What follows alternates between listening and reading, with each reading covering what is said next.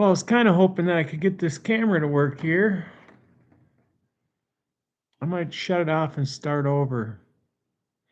Or maybe I'll start another stream and see if that works. All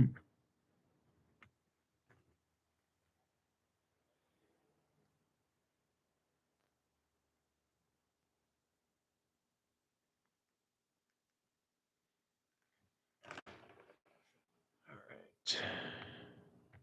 Anyways, if you're 45 or older, if anybody's watching, talk to your doctor, schedule a colonoscopy. We're just going through some old cash that I have stashed away. Pretty much my whole life, I've been putting away old coins that I've found. And just recently came upon the old stash, I guess, and combined what I've gotten in recent years with stuff that I put away years ago. And none of it is really looked at too close. So let me see if I can get this other camera working. I don't think I set it up right the first time. Or I may have missed a button or something. Hope everybody's doing well. What the? So it won't let me start another one. Okay. Well, I think I'm gonna shut this down and start another separate one.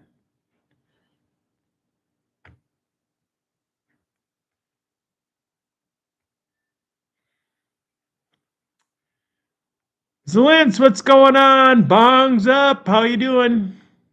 Just trying to get my camera to work with this laptop here because it has better picture, but I think I should have had it plugged in when I set everything up, and I didn't. Unless, I was having cord issues at one time. I don't think the camera will override that laptop camera, though. Doesn't appear to be. Nope. Okay, well, it is what it is. Got some old bills here that we're going to look at. And mainly, I want to see what's in this dusty thing. See, right now, there's a couple of copper quarters.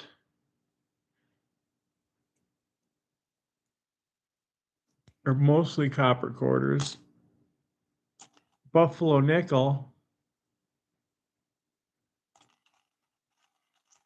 I have this thing I found in a car that I was scrapping one time. It's I mean, I know it's silver. I think it says Raji Vaughn, and it says Los Angeles Kings on it. So it's the LA Kings hockey coin of some sort with the dude on it. Whatever his name is. Raji Vaughn or something like that. See, I may start the stream over with this other camera hooked up the right way, but anyways, there's plenty of other stuff in here. We're just going to document it. And then later I'll be able to go by one at a time without having to have them out here. And this thing is half full.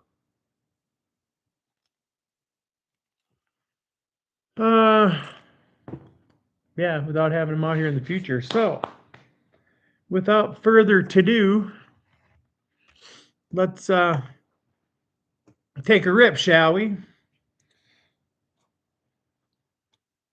Hope everybody's doing well now and in the future. Use that in a vague term as far as future, who knows. Right now, I don't know what everybody else is smoking on, but I'm smoking some of my Gubble Bum, which is the best stuff I had this year. Probably best stuff I ever had as far as what I've grown, and pretty close to the best stuff ever anyways. All right, as long as I didn't let my lighter get cold, cheers.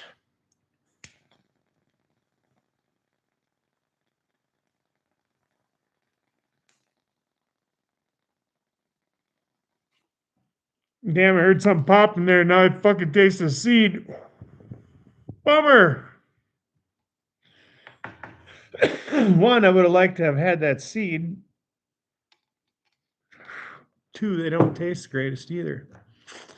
Let's do it. Yes, and let's. Yours is unknown. Yeah. Mine is kind of unknown too. It was a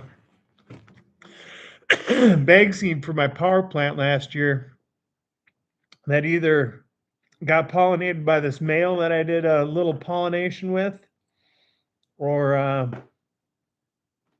it was naturally pollinated around here.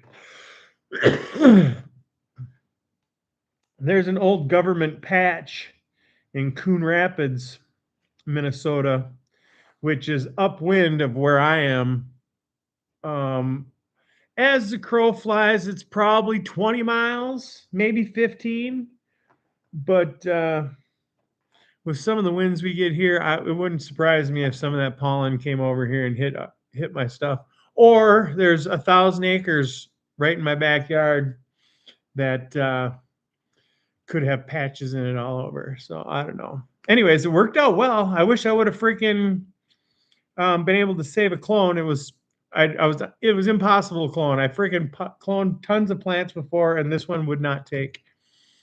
Bong hits. Cheers. Hi, it's what? How you doing? What up? Cheers.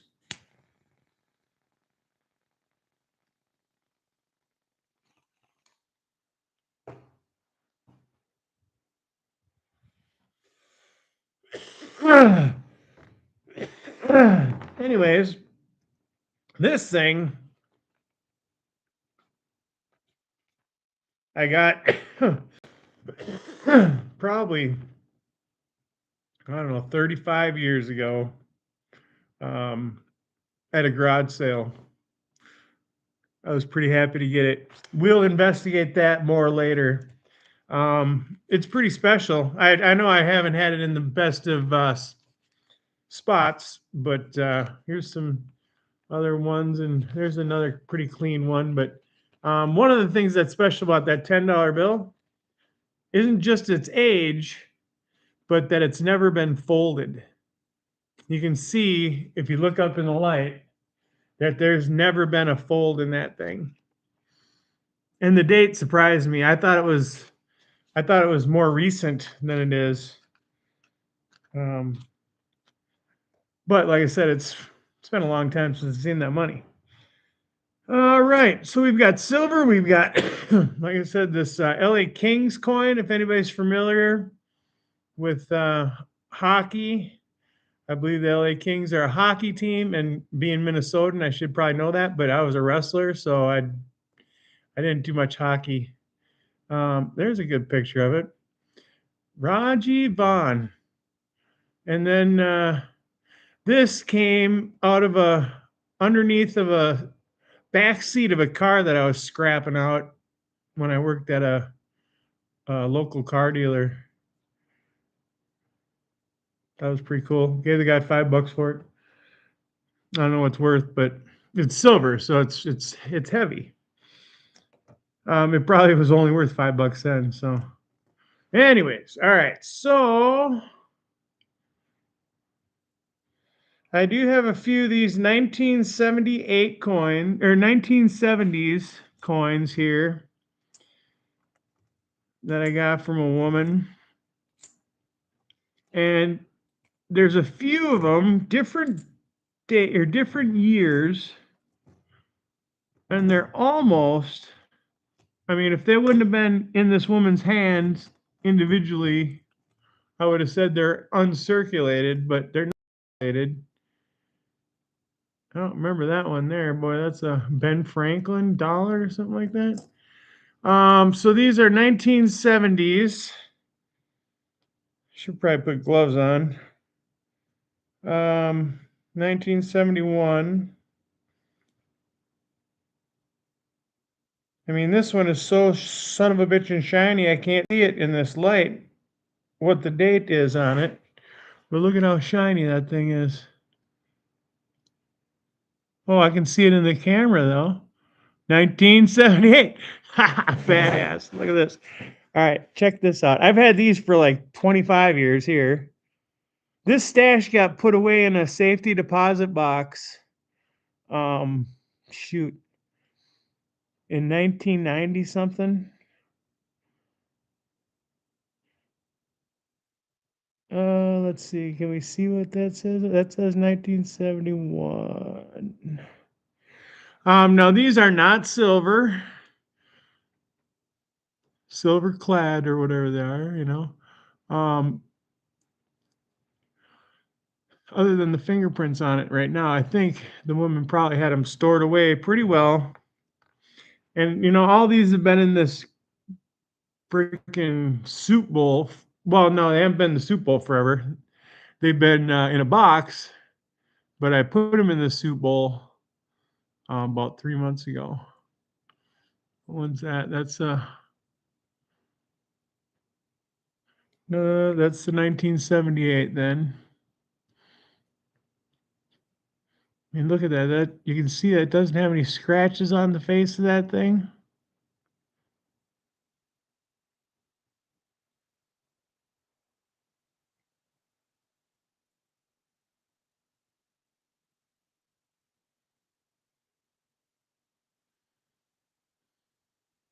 Back when we could be proud of stuff, man. Stuff's just, it's got an expiration date on it nowadays. Ah, these got born on dates 1974.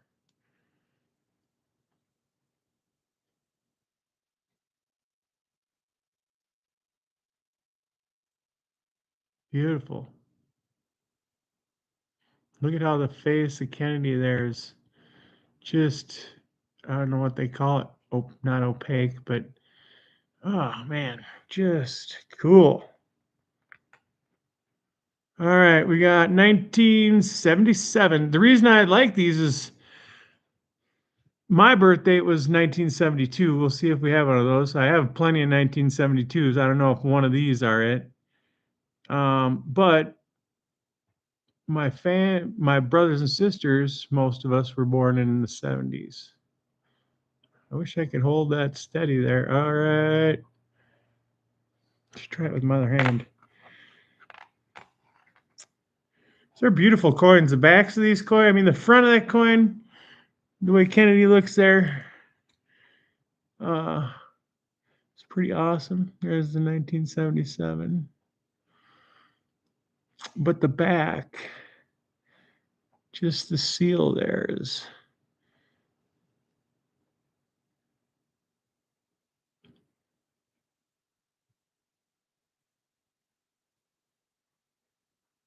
pretty neat.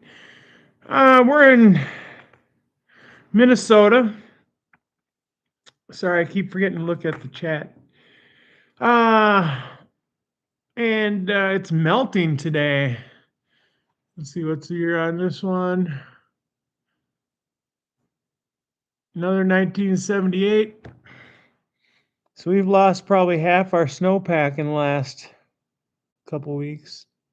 We did have a cold spell, but now they're pretty much unscratched. I've been keeping them together against each other, so only the ones that are on the ends of this little pile are getting any contact with anything else. But I don't know. I should have something to put them in and stuff, but Another 1970. Oh, there's my 1972. Okay, so that would be my birthday. That's probably the most scratched up one.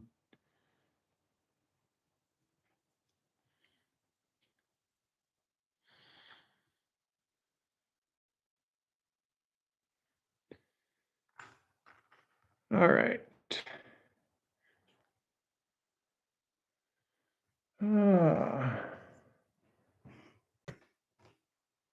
Said I was trying to get this dang camera to work. I don't know if it's the cord. I do have a white cord. There it is over there. See if it works if I put this white cord in.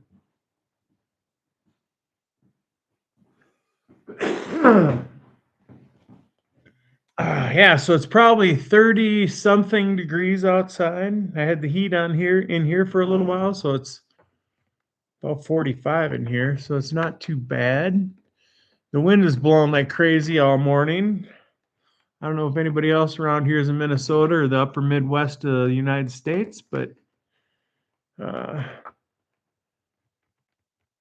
we've gotten quite a bit of snow, but as far as I'm concerned, it's been pretty mild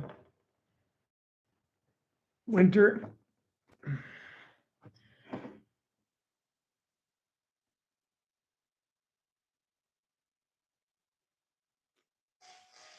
Okay.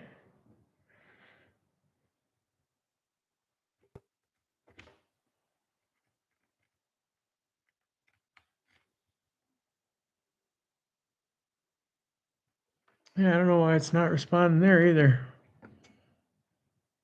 Interesting.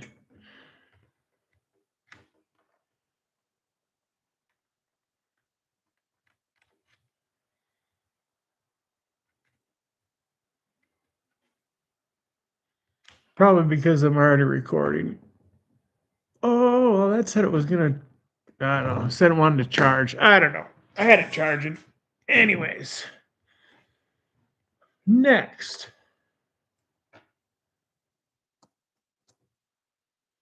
This here's the Ben Franklin 1957.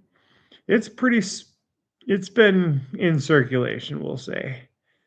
It's got the Liberty Bell on the back. Oh, I should be saying what these mints are. So we're going to start over real quick. Should be doing this more methodically. I didn't think this out too well, but that's why I did have this. Don't need the light on to see where the mint marks are because I know that's important here. All right, so this is an S. So I'm assuming, I believe that's San Francisco mint. And I want to say that, well, I don't know. I could be mistaken, but I don't know that there's a lot of San Francisco Mint coins around anymore. So I'm assuming the San Francisco Mint doesn't exist anymore. I know there's usually Denver and Philadelphia, and then unmarked.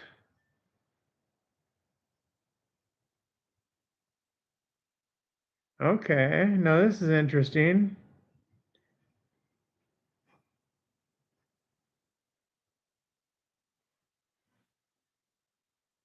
Look at this other one again.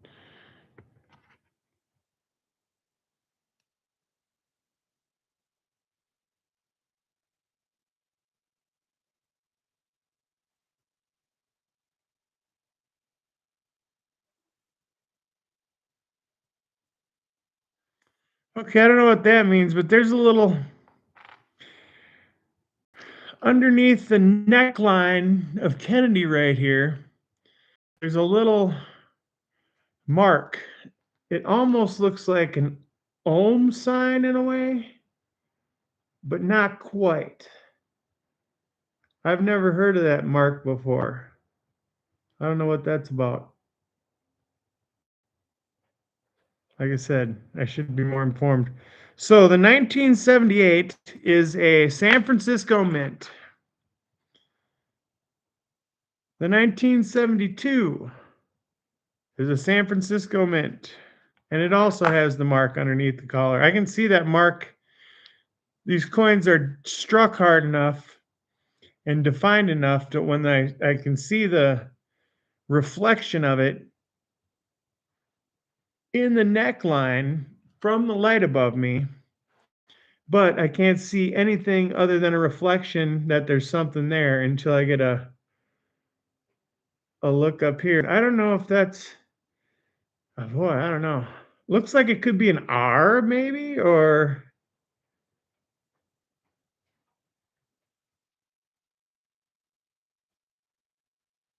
looks like a triangle. Maybe it's a, I don't know. We'll have to investigate that. I have no clue.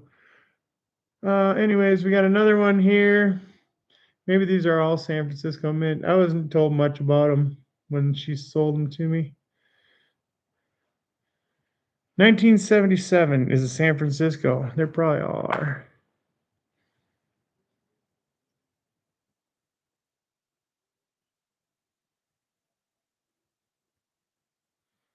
San Francisco, 1974. 1978. San Francisco. This has got some scratches on it. We'll put it on the outside. Well, this one's dirty and scratched up. All right, so San Francisco Mint. All right. Here we go. Let's look at a bill. Let's do the $5. It's old. It's dirty. It's a red note. It's been folded both directions in every place. It's got a little tear, a couple of them. And let's see what the date is.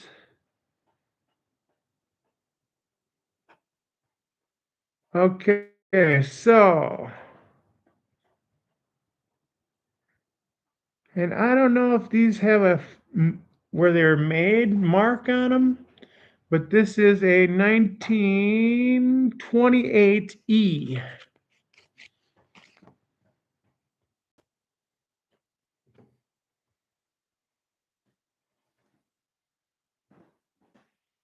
Clean up my mess here before I end up knocking stuff over.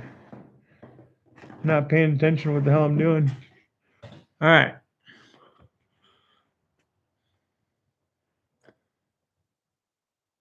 It's been folded. It's all wrinkled up. And yeah, I can see pretty good on there too. I got to just use that 1928E red.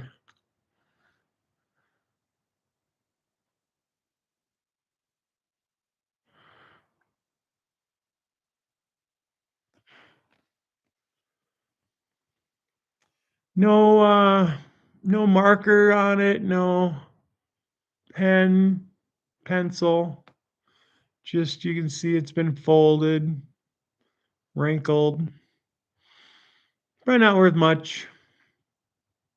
I don't know if there's anything special about red bills. We can look into that. That's why I'm doing all this, is so we can see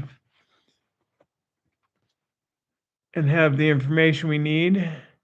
There's serial numbers.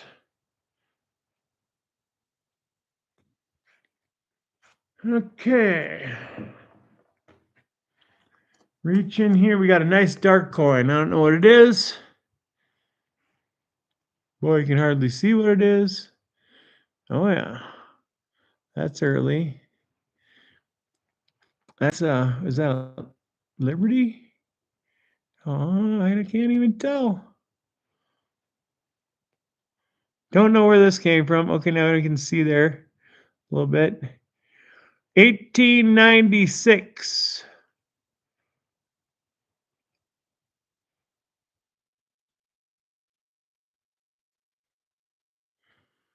I may have not even been able to see. Oh yeah, you can kind of see it in the light though when it shines. Is that Justice there? I think. I don't know. No, Actually, this ain't even American. What the hell is it?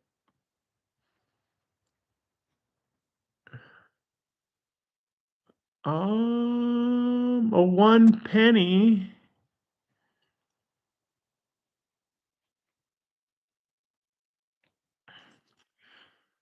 Looks like it's got Queen Elizabeth on it. So maybe it's could be some kind of coin from a republic. I mean, not a republic, like a colony. It's got Queen Victoria on it.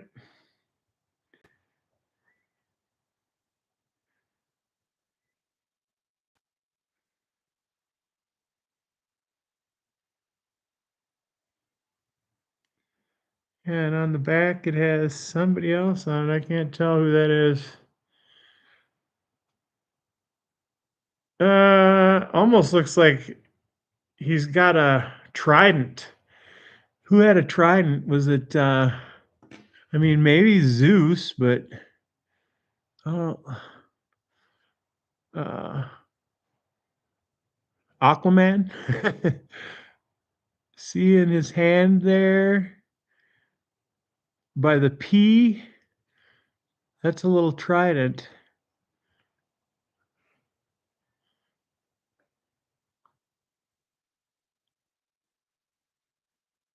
$18.96.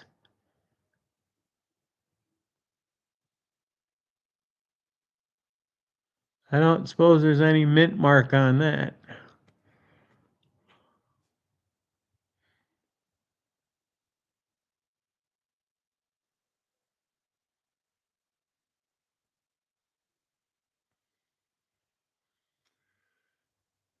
Okay.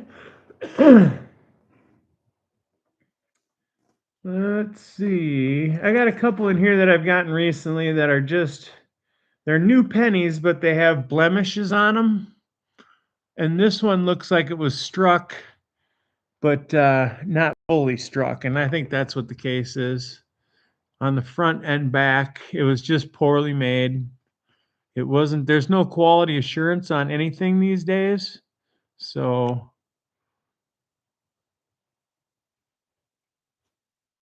who knows? That could make it special.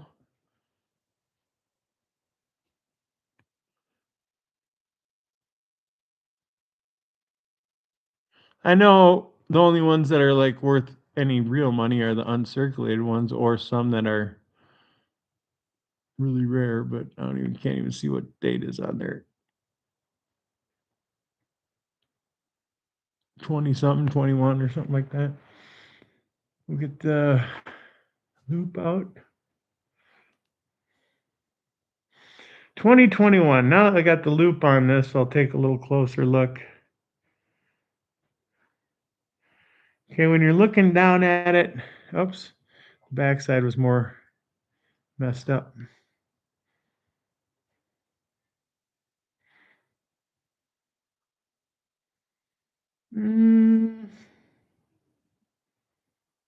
Yeah, you know what? Down in the corner here, I'm seeing some of the inside of the metal coming through, and there's pock marks. So this was done with a bad blank. It says JFM on it on the back.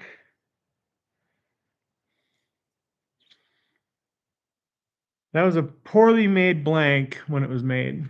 So that could be, I mean, it's not no surprise. Like I said, quality assurance doesn't exist, so that's probably less and less a factor these days. 1941.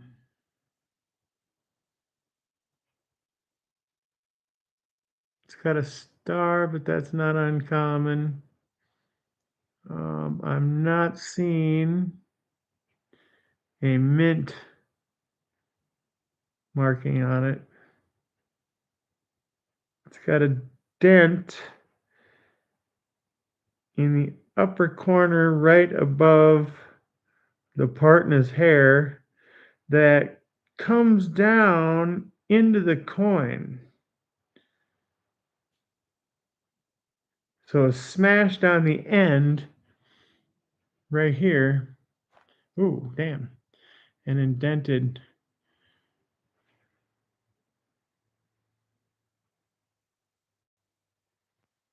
Looks like it was a good striking originally. It's got a little bit of green patina in some of the corners of the monument in the back. What did I say? 1941. Boy, that's a special year, actually.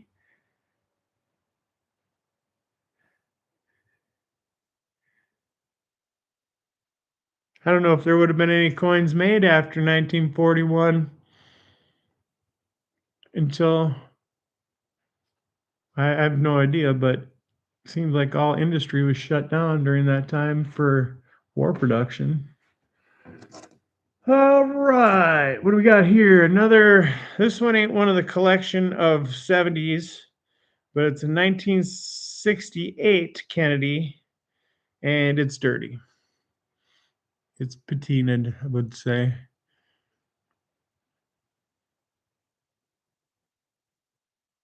Nothing too special about that.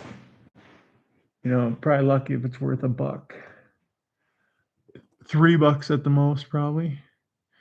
All right, so I don't think this ain't the one that as far as copper. I don't know if that's tarnish.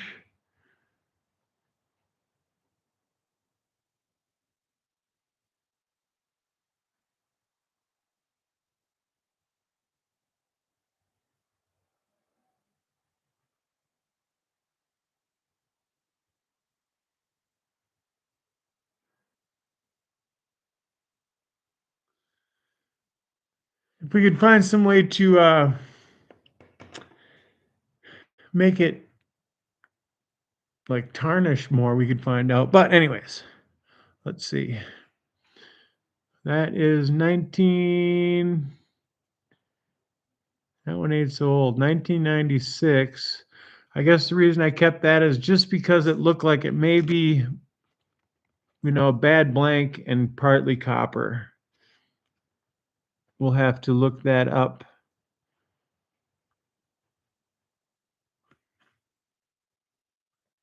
Probably not worth very much.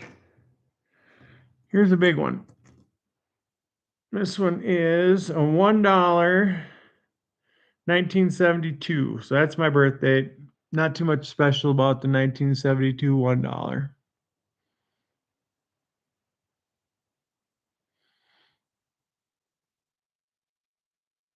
Couldn't even tell you for sure that is that Eisenhower on there. Probably.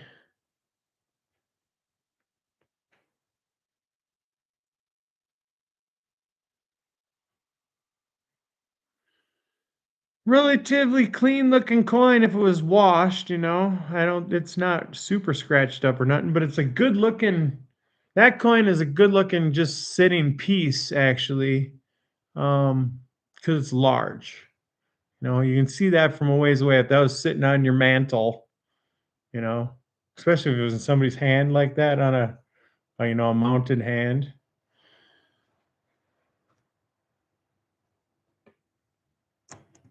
Let's see. Oh, I think we got some silver here. Yeah. So a silver quarter, 1949.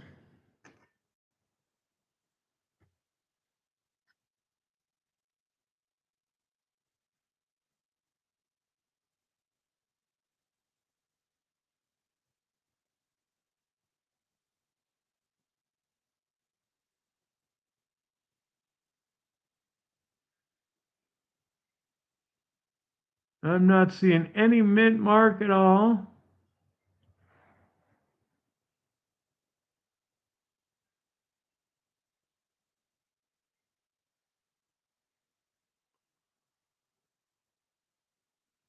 And I don't think it was rubbed away or nothing.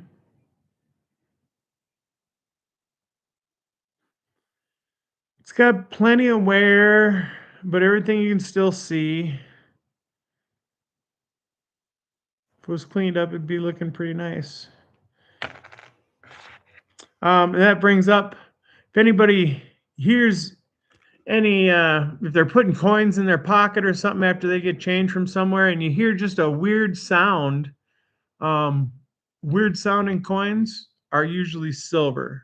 So if you're putting coins in your pocket, it definitely makes a distinctive sound. Then you just look at the edge of it, and you can tell that's silver. And then the color of them too, and the weight a little bit. I think, I'm not sure. Just seems like it's a little bit of a different weight, or it hits different in your hand. All right. Did we decide what that Ben Franklin, if it had a mint mark?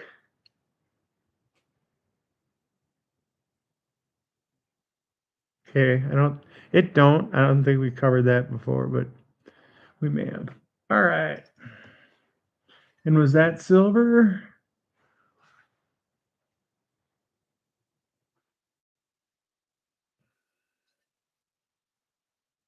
I'd drop it to find out, but I don't want to drop it. Yeah, it is, I think. Yep. It's got some dents around the edges, but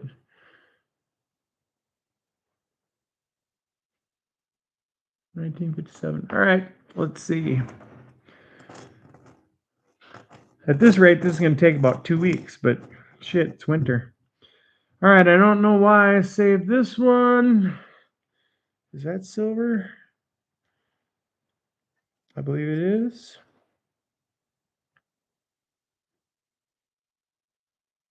Yep. All right, and it's dirty. 1960. I don't know if I've heard of a lot of 1960 coins. Oh my.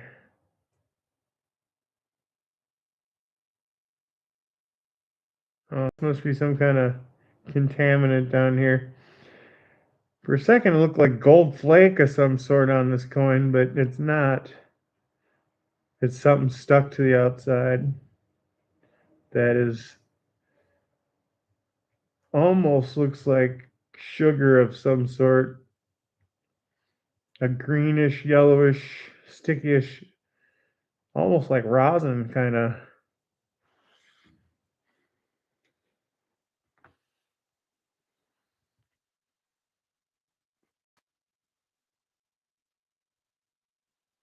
No mint mark. I don't know what the hell.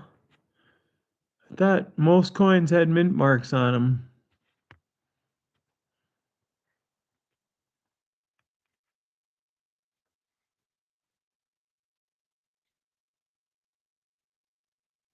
Back is beat to shit looking, I guess. Actually, yeah. Maybe it's because it's dirty. All right, how about a wheat penny? Got a bunch of those in here. A Lincoln wheat penny. There we go, mint and mark here. Denver Mint, 1952. Standard Lincoln penny. Try and get some better light on that thing. Wonder if I turn.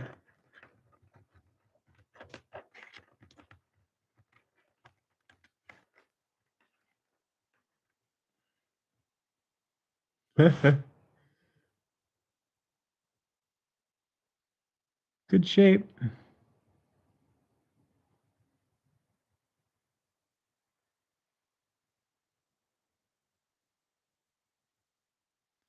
I love the design on the back. Who knows the story of the wheat penny? I don't.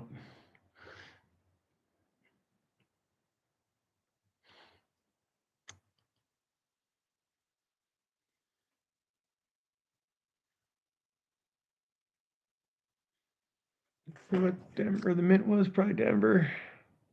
Yeah, 1952 Denver. All right, so this one looks like it has like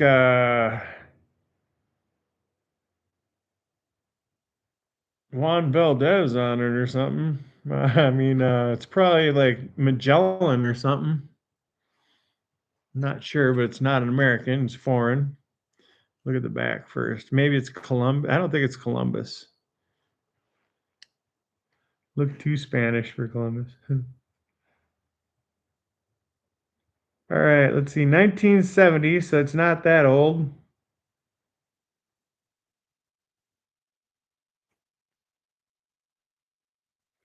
Panama. 1970 Panama.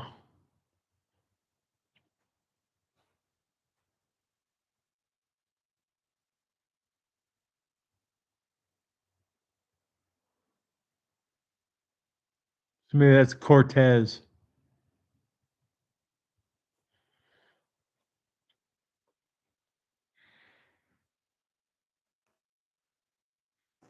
Uh,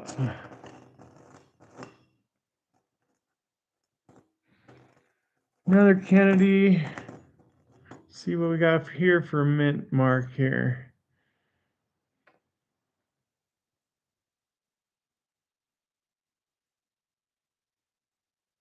Okay, this is the Philadelphia.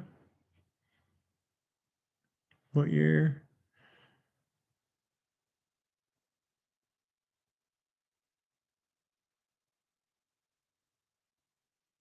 2000?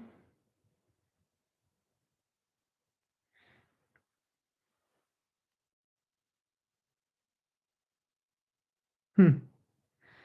I didn't know we were still making half dollars in 2000.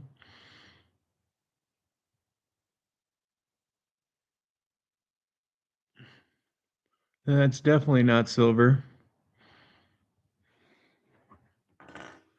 We got here 1981. Okay, this is probably one of the coins I got with those 1970s. It's 1981.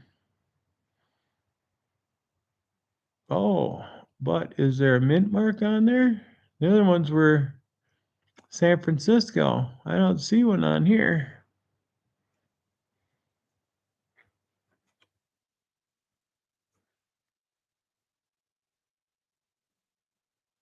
Oh, yep, San Francisco.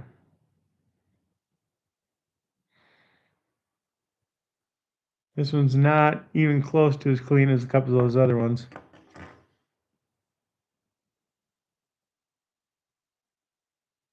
But still good looking coin.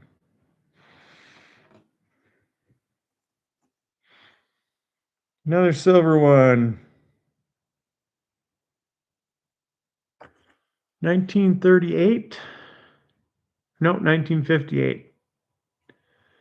No maker's mark or no mint mark.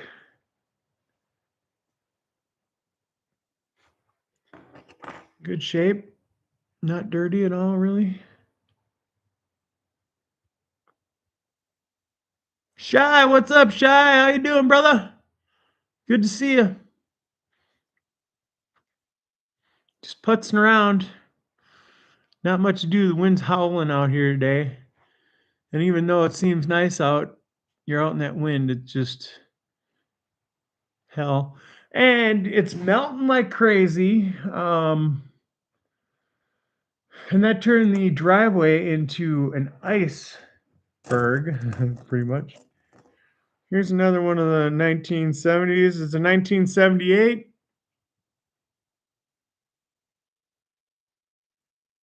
I imagine that's also the San Francisco. Affirmative.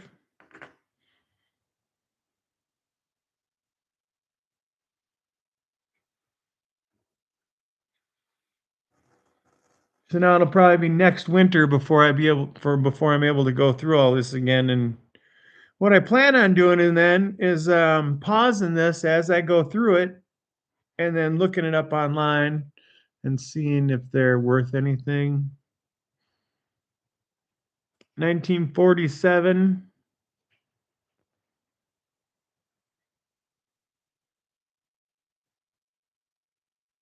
Interesting. There's no mint mark, but there is some kind of weird. We'll have to look on another nickel.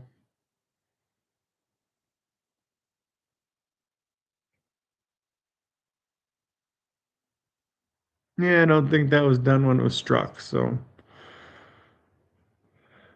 just a dent. What did I say, 1947? 1947, no mint mark. Star by the one. And a lot of nickels. I don't remember when the cutoff date for the silver nickels are. It's like 46. Or I don't think it's 64. I don't know. 1952 nickel.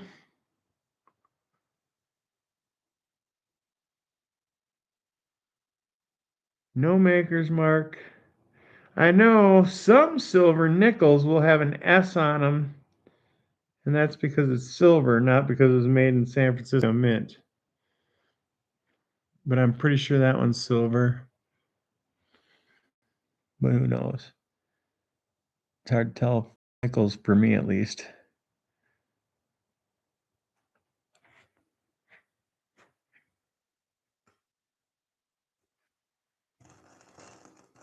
Do one more coin, and then we'll look at another bill.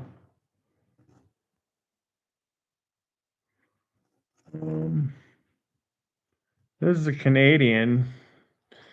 This won't count. Not because it's Canadian, just because it's not an American one. And I don't know that it's old either.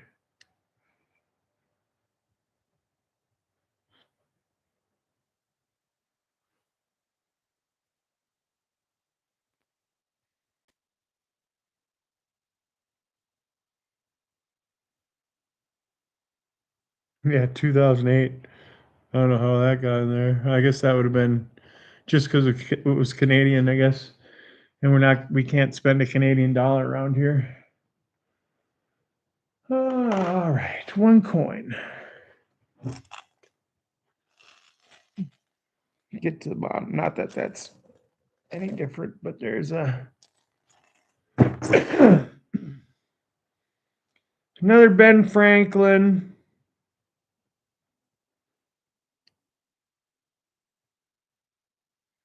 $1952.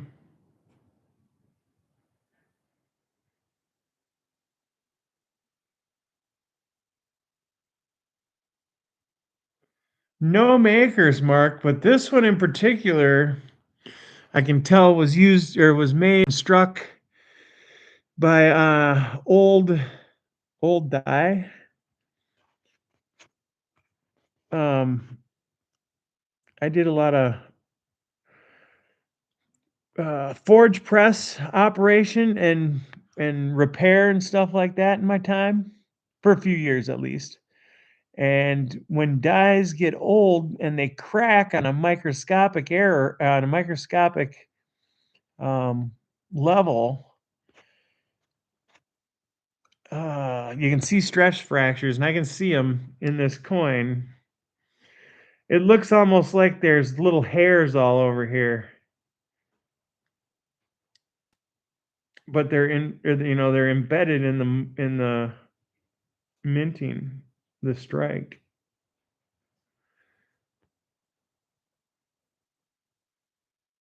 And then, like I said, it's no. I mean, I don't know if that's a. I don't think that's a maker's mark. No, that's part of the lapel. 1952.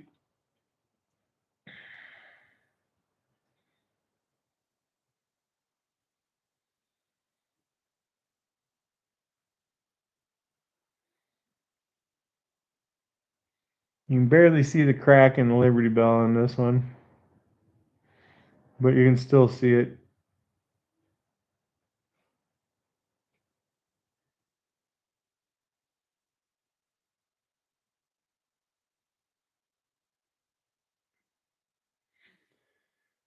Oh, I can see the little eagle underneath the mountain for the bell. That's cool. I mean, you can see it when you're looking at it, but I didn't know it was there.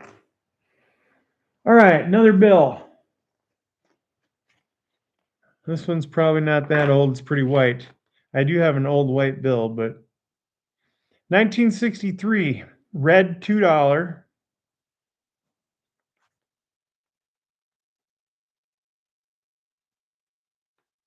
And I guess there is an F on the bottom corners, and top and bottom corners. So maybe that means, no, that wouldn't be Philadelphia. Duh. Let's see. This one looks like it's been folded, I guess. At least it's creased. That $10 bill, I'll tell you that, it is not folded. I think we looked at it earlier. Not too special about that one. $2 bill. That's a pretty picture on the back. Serial number A153192007A. Be cool if we had a couple of them come up numerically in order. All right. Okay, well, let's look at this one now. This one's a star note. It's a red star note. And it is, what is that? One of 300 million, running 301 million number. And that has a D.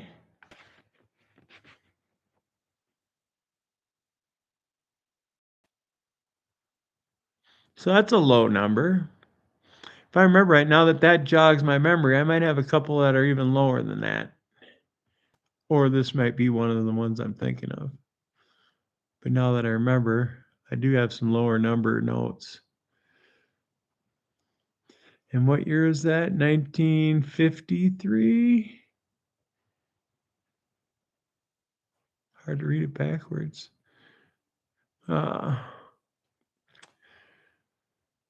You would think they would have had quite a few of those, but maybe because there were $2 bills, maybe they only had a limited amount of them. I don't know.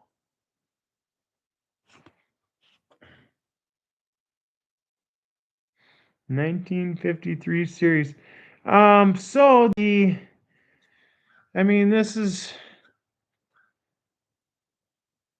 It's a used bill, really, and I mean, but everything's really crisp on here. For the most part, I see a couple of spots that the lettering looks like, or the ink's like worn off, but yeah, looks like spit on there. Who wants to take a rip? Anybody still with me? Let's see.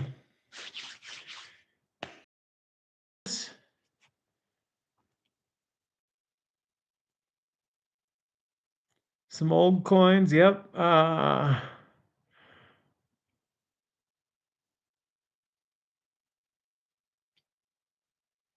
really? So with it being red, it's a big deal. That's cool. That's awesome. I didn't think there was. I know there's what the hell? The green ones are something or whatever, but how about a blue? How about a blue one? I got a blue one next.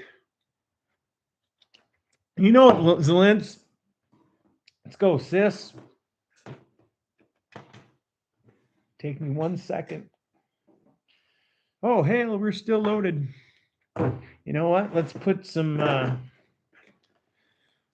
dry sift on this partially smoked one.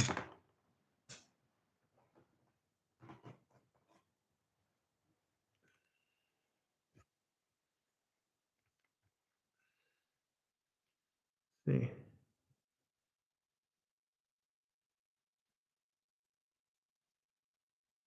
Sorry. Just fucked that all up. Anyways.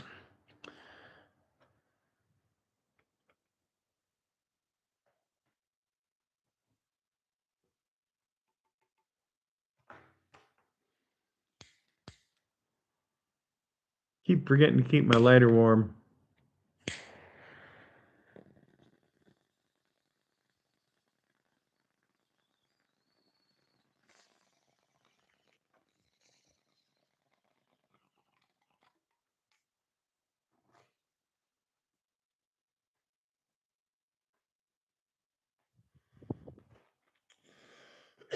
Hashtag strange clouds.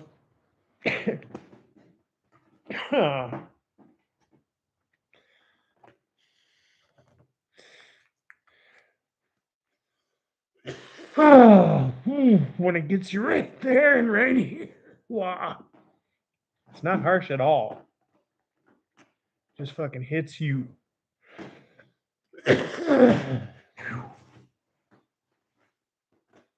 All right. So. Oh, no, it's a blue $1 note.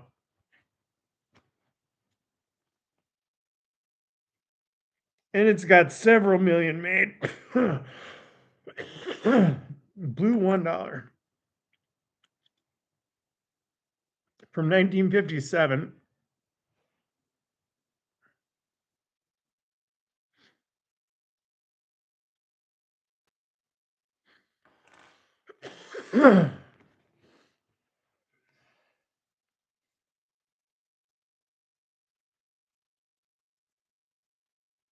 I wish they were all really freaking clean and crisp. But I tell you what, that $10 that was on that I have for my freaking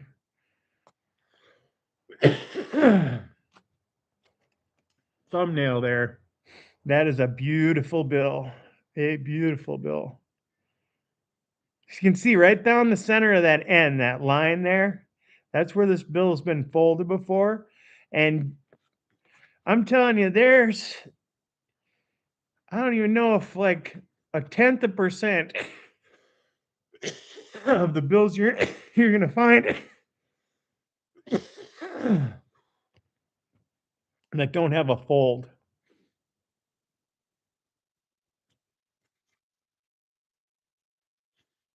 Oh, guess what? I got another blue. Oh shit, we got two more blue ones.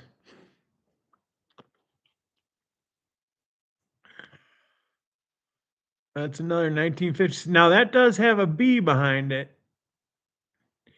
Must be Boston. Is that? Hold on. Christ, even with my glasses and the bifocals, I can't see. Okay, let's see.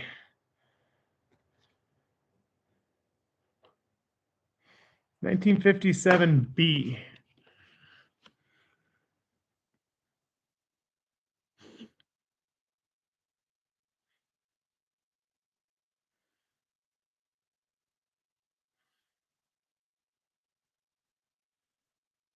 And it's an X. You don't see too many X numbers, I don't think. I mean, there's obviously about 200 million of them, obviously, but I mean, I don't know if all of them would have an X on there either. Would the X be different on maybe number 2168756 or 4A? I don't mean AA, but I mean A.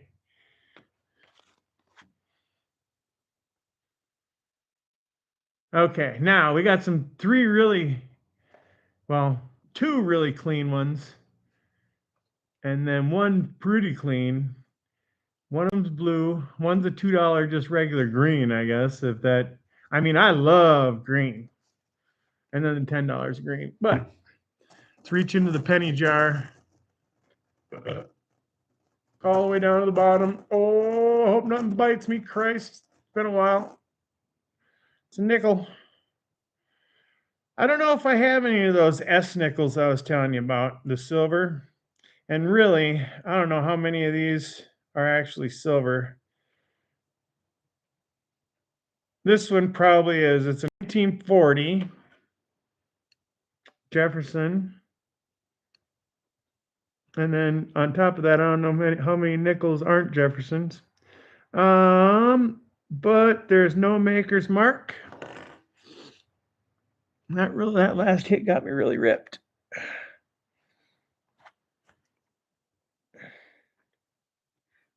Good look at it, kind of.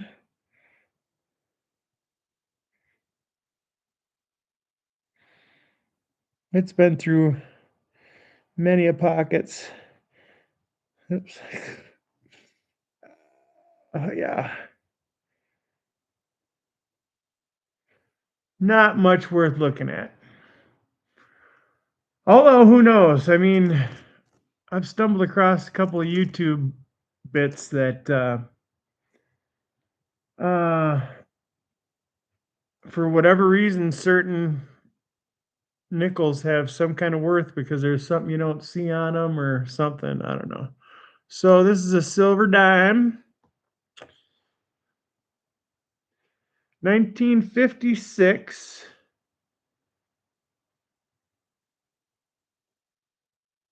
Okay, now this is interesting. This actually says SF for San Francisco when the quarters say just S. And am I looking at it upside down?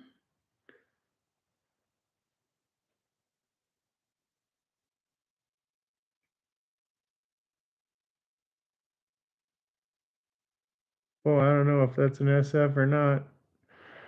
Let's see. I'll let the chat decide here. It's I don't even know if I'll be able to see it. Right. Oh boy, no. But see that line underneath his chin there? Either way, there's an S there. I can guarantee it. I just don't know why it looks like it should be upside down. Something else we can find. I mean, once we look these up online, then there'll be a way better picture than what I'm taking here. Sorry, folks. The next time I will set the camera up better, the other camera. I didn't want to start over the live here this time. Now here's a penny. I don't know what the deal is with this, but it's like almost yellow. It's hard to see on there.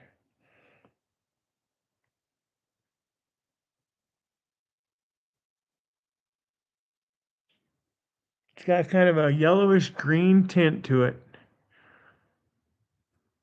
on both sides and the edge. Almost like it could have been dipped in something. I don't know that it feels like anything on there. Maybe it does. Anyways, let's see. 2005. So it would be, I wonder if we can get a picture of that like that. Yeah, not so much. Sauce, how you doing, brother? Good to see you. Thanks for stopping by. Okay, checking out some old coinage and old cash. Right now, I don't know which one would be worth the most. I guess one of the reds. And maybe this. So this, I would say that, I don't know. Because it's all, it's folded and stuff. I don't know if it's completely folded in half. It looks like it. But it's the cleanest of the ones we've looked at so far. But that one does have a lower number. And it's a star. So that, I guess that is something that's cool, is that it's got the low numbers and there's a star. The other ones don't have the stars. But the one does have an X. Blind Neil. Thank you for stopping in, brother. I appreciate that. It's good to hear from you. We're checking out some old coins that I've had. Most of them have been stored away for over 30 years. When I moved out of the house years ago, I got a safety deposit box and stuffed my meager at the time coin collection. And then over the years, I'd stuff anything that I found in there. I've been not all over the country, but all over the state pretty much. And this was always the one place I could store this stuff. Actually, there's a house. There's a house in Forest Lake that I stayed at, and it's new owners now. But there's some basketball cards stuffed in the ceiling of that house. I don't know if they've done any reconstruction or whatever. One of them is who was that? I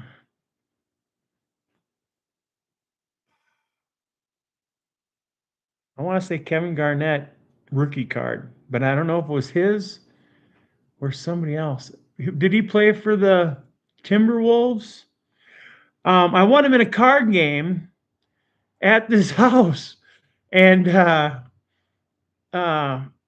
didn't want to have them on me to, wreck them because they're really good shape. This was 25 years ago. They're still out there, I'm assuming. I mean, I've never seen any construction at this house. I know the person that did own it then don't own it now, but I don't see any reason why they'd remodel it's a drop ceiling in the basement, you know. Although there was one wall that they did need to fix in it. I rented out the basement for a while. And then when I left them there because I wasn't sure where I was going. And then I did go back one time. It was actually a boss of mine, and see if he needed any help. But it's not a bad idea to have these little stashes around. I could go to those people then. Hey, you want to? I think it was Kevin Garnett. Anyways, we better see what this is before we.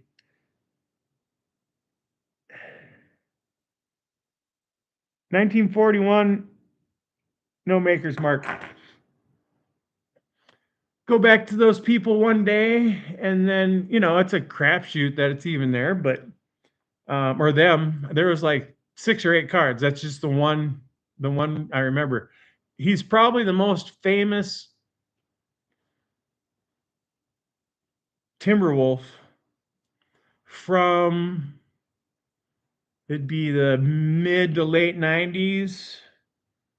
Once again, I was a wrestler, so I didn't follow basketball. I didn't follow any of the other sports that were in the winter season. It was wrestling. Here is, now this is intriguing to me. This is in a parking lot. It had to be from a special order of more recent, as far as I know, of more recent quarters, because it's silver. And it is a Tennessee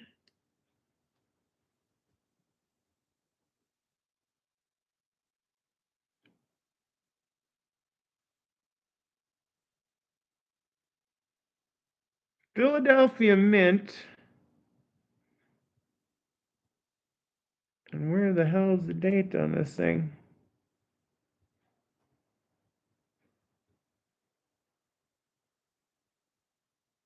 Is it on the back? All these commemorative quarters, they have the date they were. Okay, there we go. 2002. And then Tennessee was founded, I guess, in 1796. So 2002, silver quarter.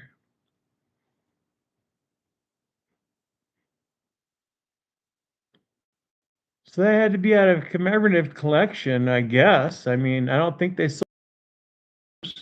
maybe in 2002. That one's in pretty good shape. It didn't get run over, which is surprising.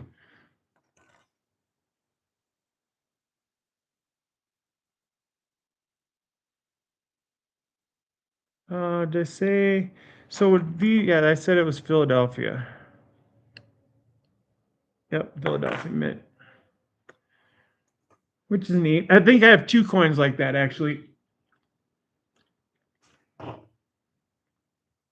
don't remember where the other one came from. This is older. It feels more like iron, actually, like an iron coin, but 1973, San Francisco.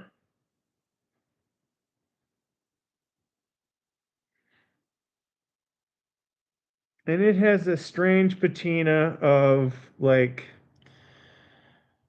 a red rust.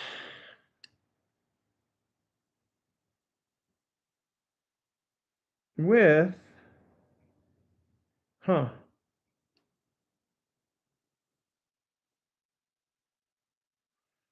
Okay. Wait a minute. Hold on. Let me look at this different direction. No.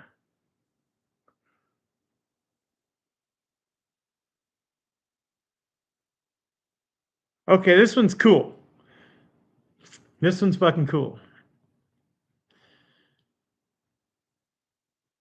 Like I said, so basically what I did on these forge presses was the forge presses made horseshoes.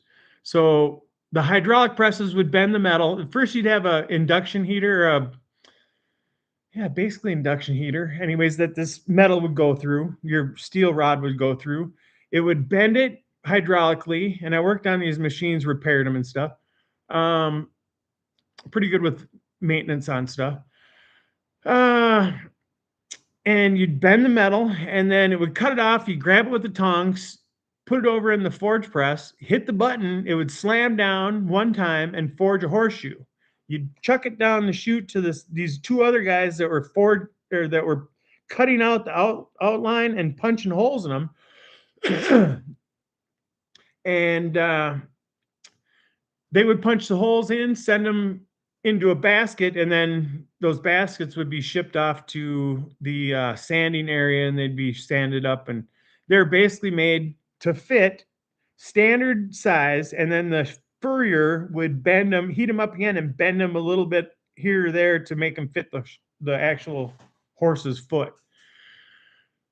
In order to make that work, the alignment of your press or your dies had to be right. So when it punched through on the punch press, there wouldn't be a whole bunch of extra shit that had to be sanded off on top, bottom. Plus they'd be balanced, you know. These dies cost tens of thousands of dollars to make. Okay.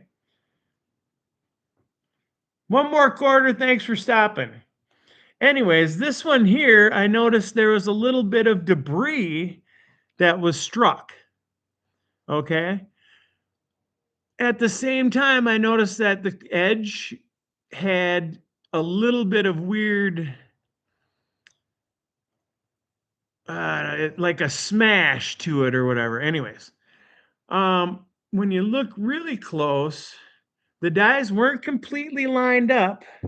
So the edge has a lip that when the 2 dies came together, when they're punching the holes out or punching these actual blanks out. So this is a blank before it was forged. The blank came out bad, made it into the forge to get, struck, and then was struck on a bad, piece. So that's a special coin.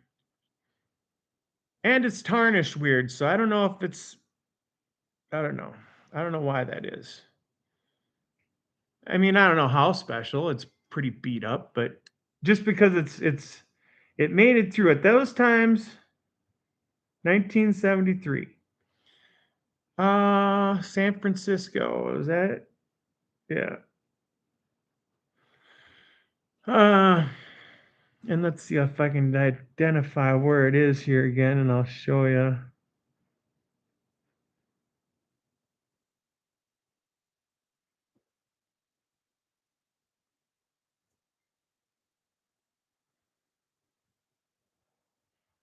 It's all over on this coin, but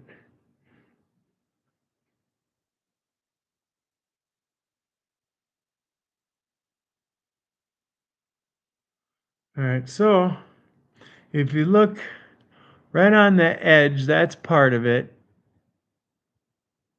Okay, that protrudes out of that coin. And you can see it better here than I can see it with this loop. All right, that edge there shouldn't be there. It should be crisp and clean like this top one is, like the one you're looking at first. That's crisp and clean, but the back here, or that's the front, has some extra.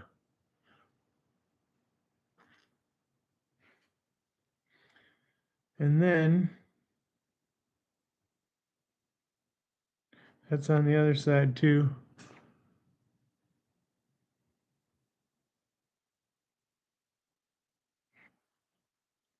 So that's cool.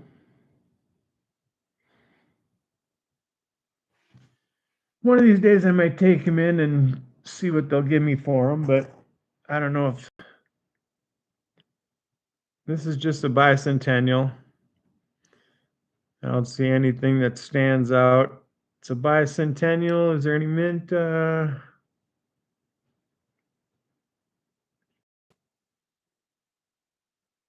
look like any mint mark. It's pretty scratched up. It looks like it went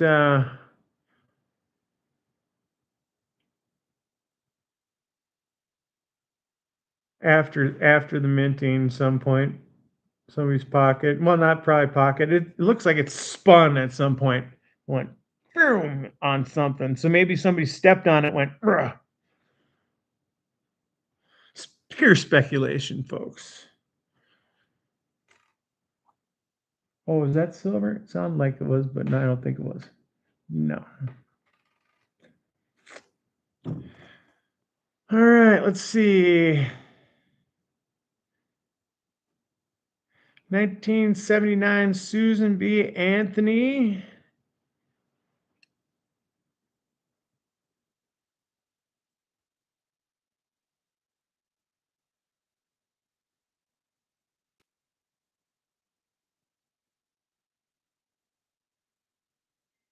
No, I can't make out what the hell that says. FC.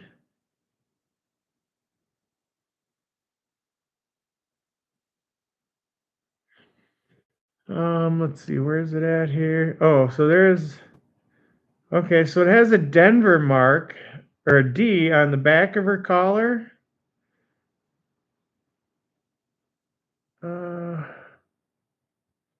But under her collar right here is like an F something, or very hard to see on there for sure. Anyways, maybe anybody that's familiar with coins would know what the hell it is, but I don't at the moment.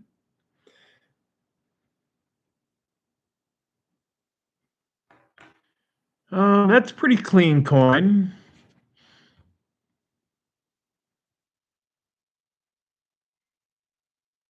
The mirror image is not like those 70s.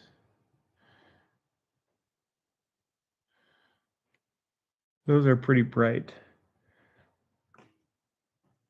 Here's another big one. Let's see. Is that a bicentennial dollar? Sure is. I don't remember too many of these. Oh, wait. Bicentennial 50-cent piece. It's got that same mark as the other coins have underneath the neck. Looks like an ohm sign or a bow or a knot of some sort. I don't know. It has a D on it, so I'm assuming that's Denver Mint. So that's where we can find the minting on some of these, is underneath the neck. That would also be a Kennedy. One more quarter. What's going on? Fitting, you should be here. What do you know about quarters?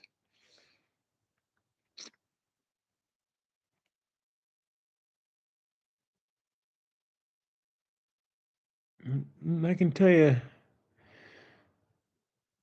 the difference between a good and a bad quarter ounce of smoke, but I don't know the difference between one quarter from another so much.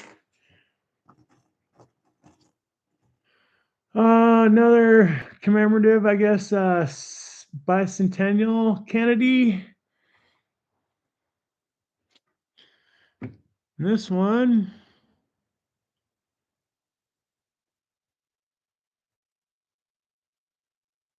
no mint mark.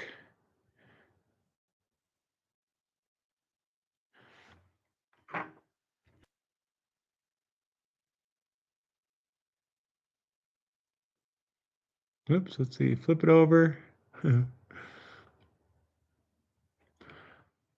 Definitely gonna have to set this up for a better fucking goddamn look here.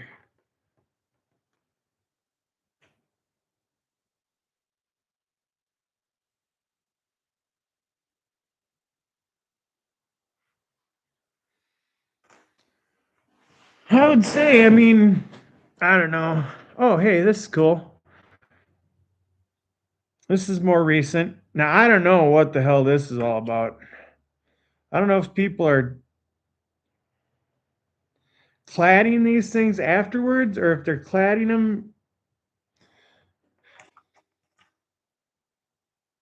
This is light as hell. I mean, to me, it feels light as hell, but I don't know. Can you tell that's gold clad or something?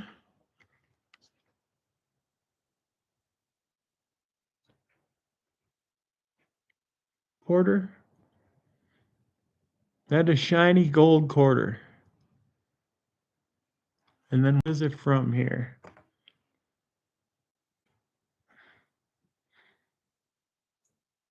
So it is a Rhode Island 19 or 1790 is when they were founded. It's a 2001. And looking through here, it's got to be clad because it looks to me like the edge here is worn. It is.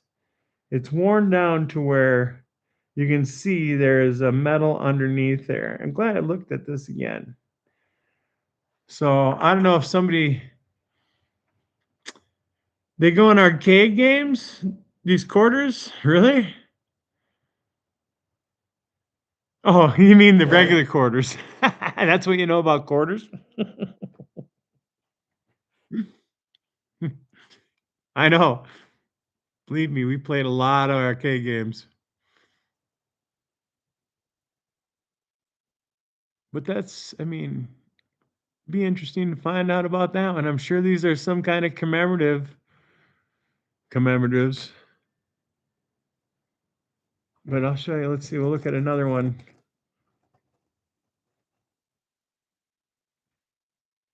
That's how you can tell the difference here. There's a silver one that looks like it's been shot. We'll look at that one a little closer. But then there's a gold clad one.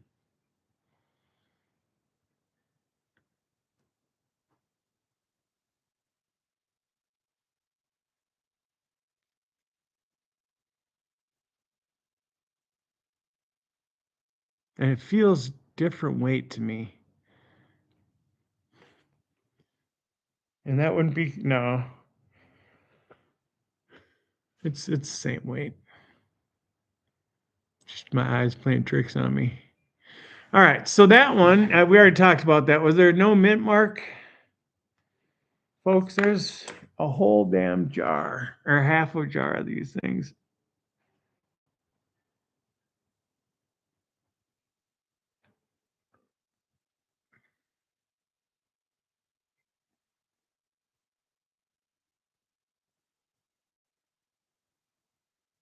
Okay, now that's weird. Now this does say it's a Philadelphia mint. There's a P on here. And then on the bottom of the neck,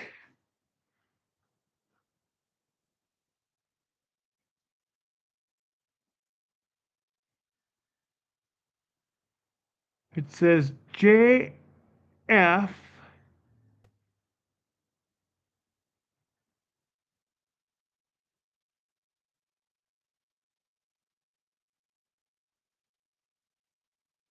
I don't know, and something else behind there. Right at the bottom of the neck.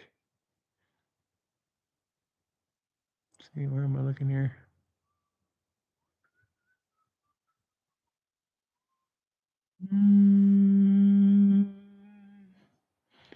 Yeah, I can't see it. Put that in the weird colored ones. If I dig around here, I know that's Sacagawea.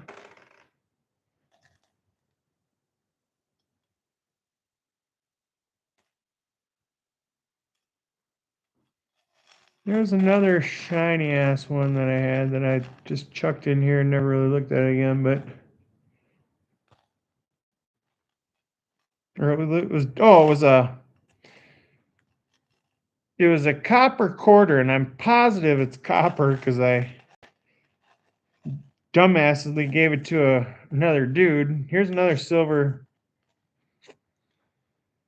I gave the copper quarter to a dude. I'm like, dude, does that look like it's copper? And he freaking reached into his pocket and fucking took out a knife or something, scratched it, and looks at it. Oh yeah, it's copper. I'm like, what the fuck? Should have smacked him before he could do that. 2002, Mississippi, founded in 1817. Silver quarter, 2002.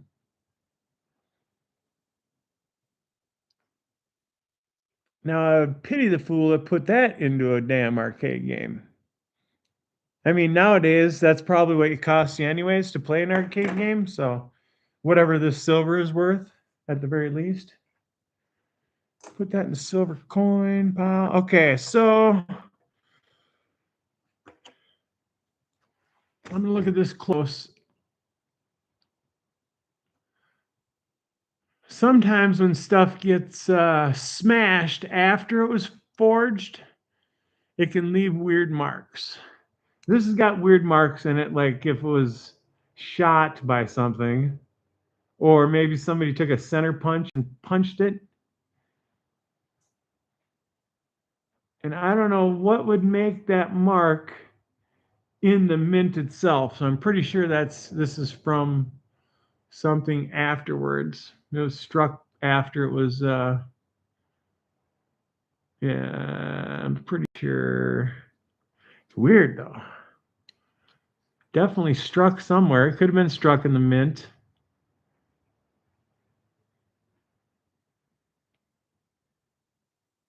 Because there's such even wear all the way around the striking of this, whatever the blemish is on both sides. I should probably look at that edge a little better. Look at the back.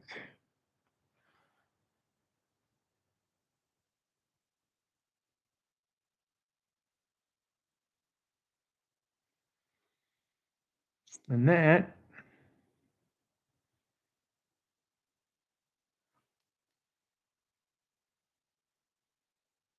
1988, just regular old quarter. So that's probably why I kept that one, because it was just it looked weird, especially with look at his forehead.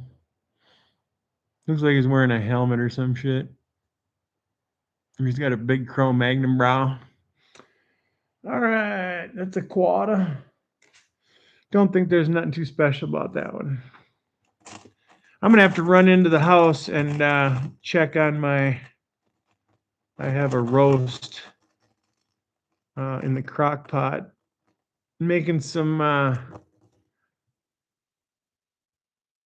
crow version of bouton with some JoJo's and a roast with gravy and cheese. So this is a silver $50, and I don't know what that says under here. Oh, that's the striker for the bell. It's a Franklin, 1961. No maker's mark, but it says on the neck R or JRS on it. So I wonder if those are the carvers of those dies. I'm assuming that's what that is. There's the people, the person that carve these, or is that what they say, carve them?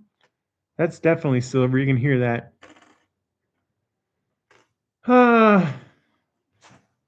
Anyways, that make them. That's probably their initials. They usually get to mark them somehow. This is silver, I think. Yeah, 1944. It's pretty tarnished and worn. But maybe they didn't stop making coins then, because we weren't out of the war till 1945. And if that's 1944, then quite possibly that 1941 that I have isn't too special.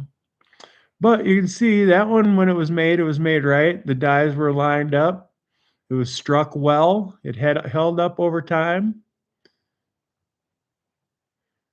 You know, it's beat up. It's even a little smashed there on the right underneath my middle finger there a little bit. But all right, I'm going to be back in like 30 seconds.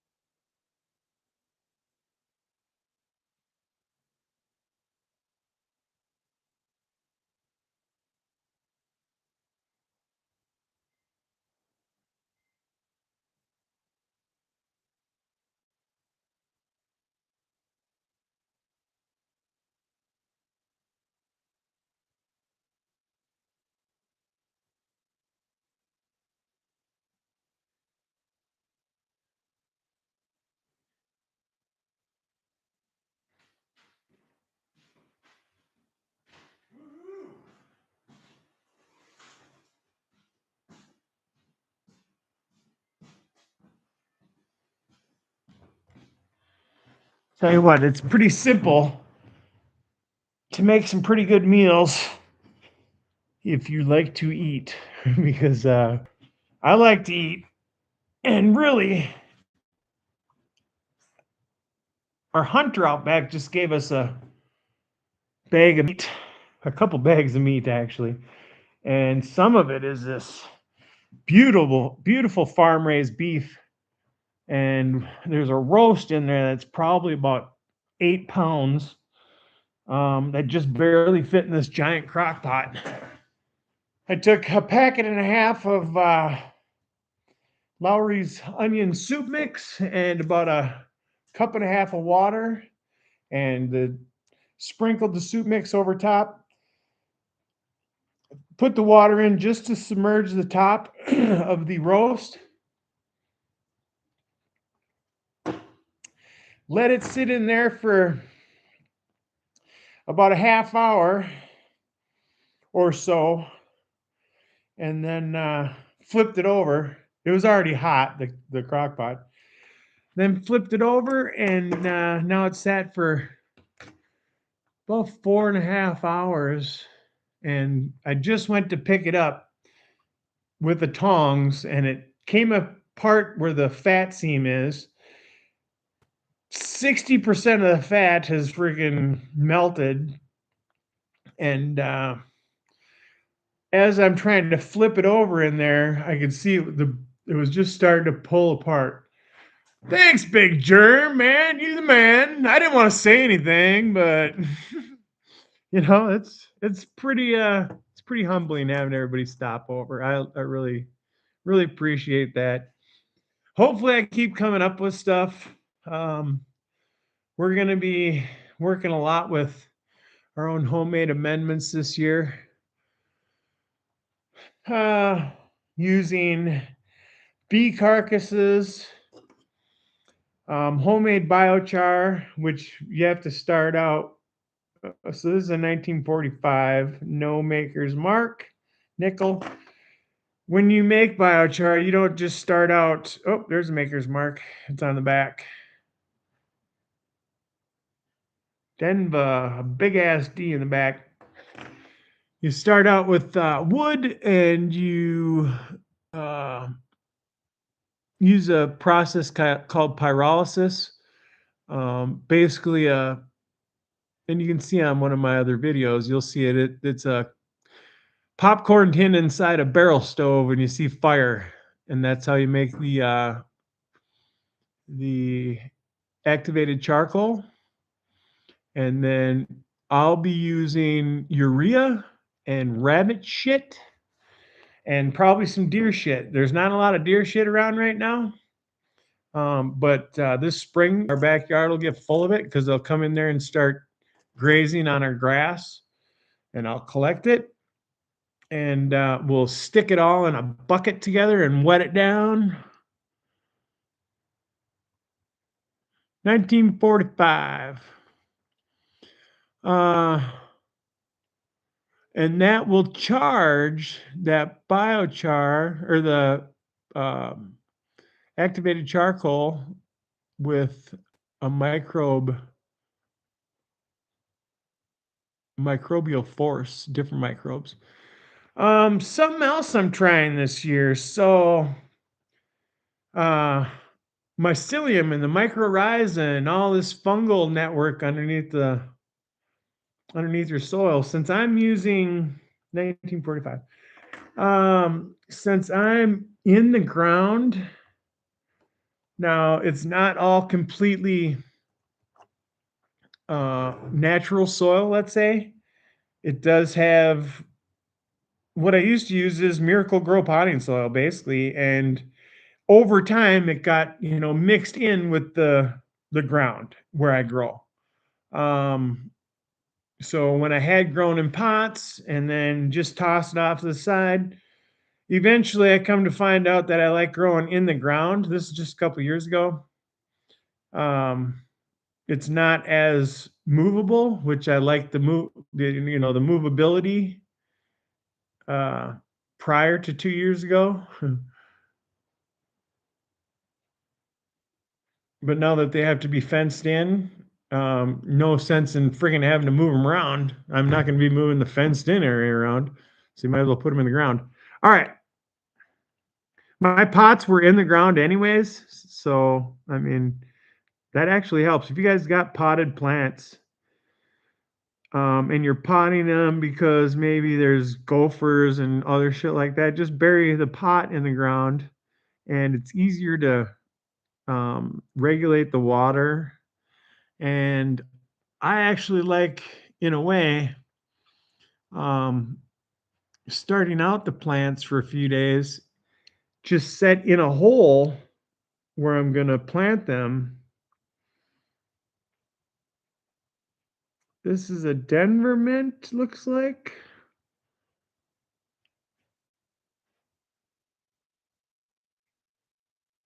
Franklin, 1960. Now, most of the markings are on the or near the mint marks or whatever are near the date, but this one looks like it possibly is on the back. And I think that's where the other one was Philadelphia and it was on the back. No, maybe I'm thinking because of the bell. I don't know. Anyways, oh, let's take a look at that once. Okay, the one's a Kennedy. All right. Anyways, I forgot where I was going with that, but this is a silver too. So that's a 1970 or 1960 silver $50. I should have my scale out. We should weigh these too for these silver ones. You can find out how much the actual silver is worth. Okay, so they're worth more if they're not cleaned. I kind of thought so. Uh, I mean, a lot of that stuff is.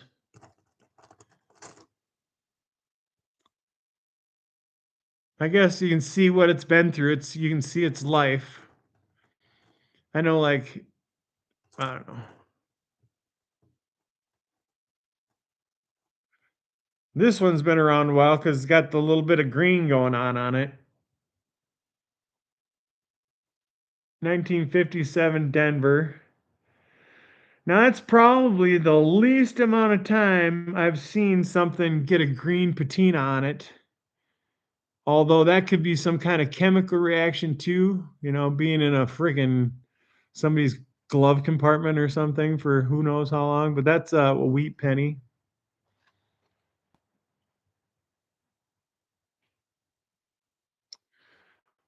Sorry, I will get that other camera going. Not that it'll be better to look at.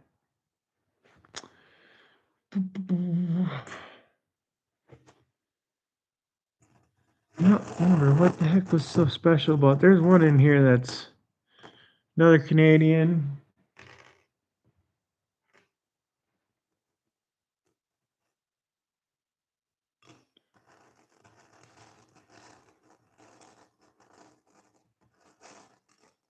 Oh, that copper one.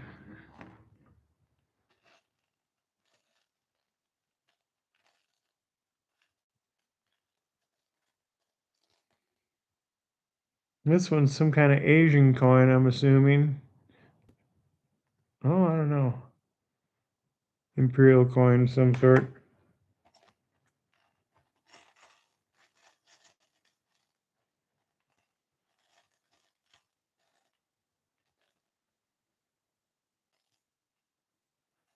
Thought I'd be able to spot it quick.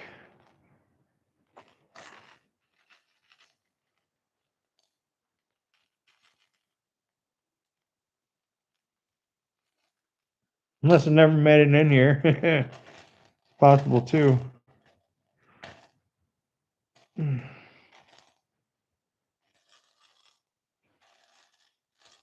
don't know. I guess that's kind of cheating too. Here's some other kind of weird coin. It's got a insert inside it. Those are neat though. Probably cheap metal of some sort. Ah, I had a quarter. Yeah, this one somebody sanded down, and that wasn't done in a.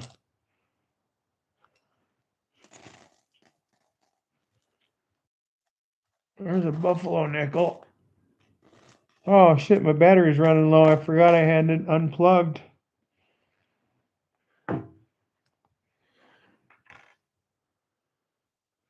That one somebody sanded or some shit.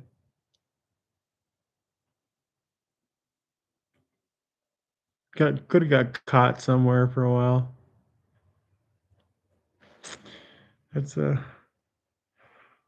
looks like a new wheat penny. All right, so I better plug this thing in. Had the camera plugged in.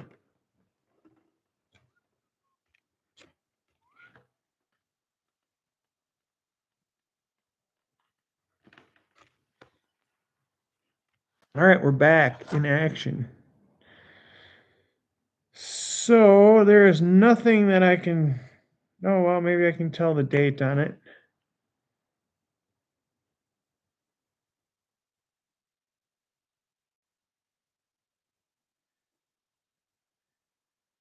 "1944 Denver." And this is all definitely done after this coin was made because it's way too shiny. Yeah, okay. So that's 1944, so it's an old penny, wheat penny. But it's so effed up.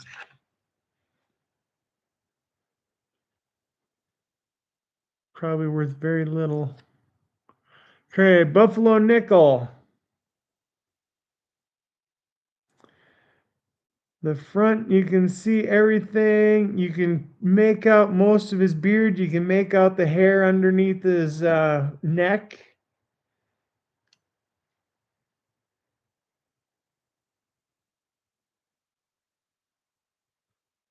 It is a him.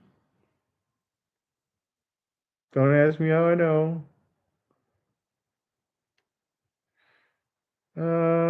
1935, and it does have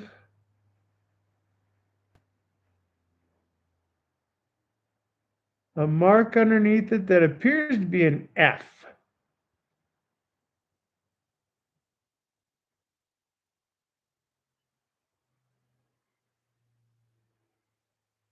But it also looks like it's a little damaged there. So that could be skewed. I don't know what the F would stand for.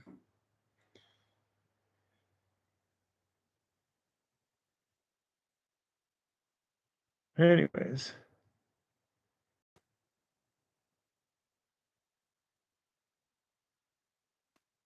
I believe they're making commemorative coins to these now.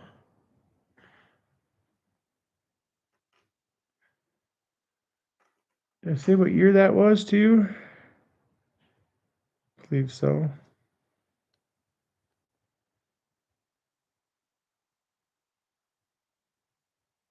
Yeah, 1935. All right, so we got three different bills here. One is not so different as far as I'm concerned, but two of them are. So I'm gonna pick one of them now. Ooh, it's the $10 bill. All right, I just dropped a coin. All right. So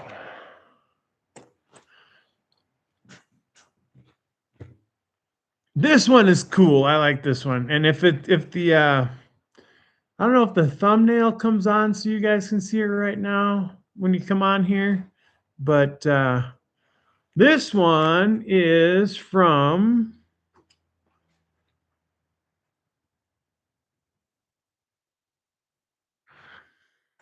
1934, and it's a Denver mint that has never been folded.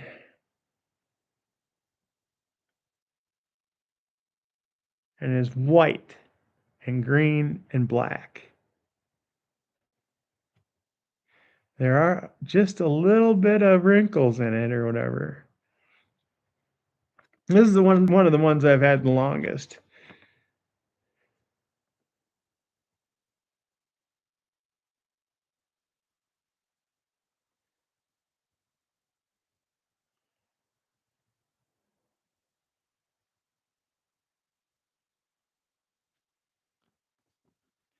You can see there would be lines through that if it was folded ever.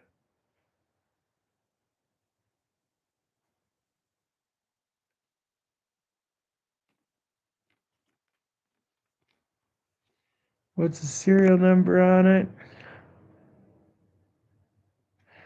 Well, look at that. That's a hell of a poker hand. I know somebody I'd love that one.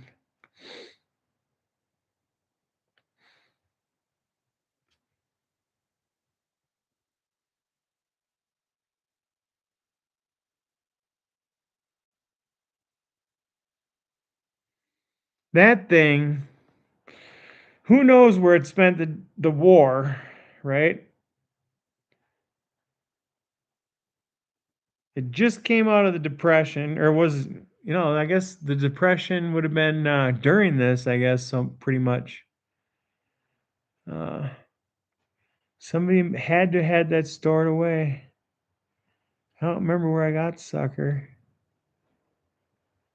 Back then, I mean, 30 years ago, it wasn't that big a deal to me. All the bills looked like this back then. Now they got different money. Some of this stuff stands out like crazy. But look at the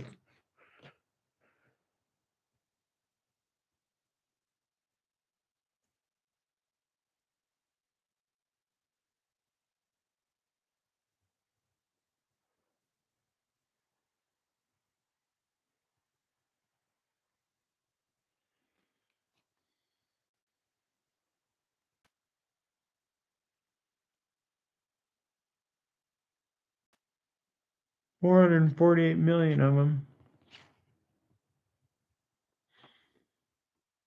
I've seen back in the day, they were paper money.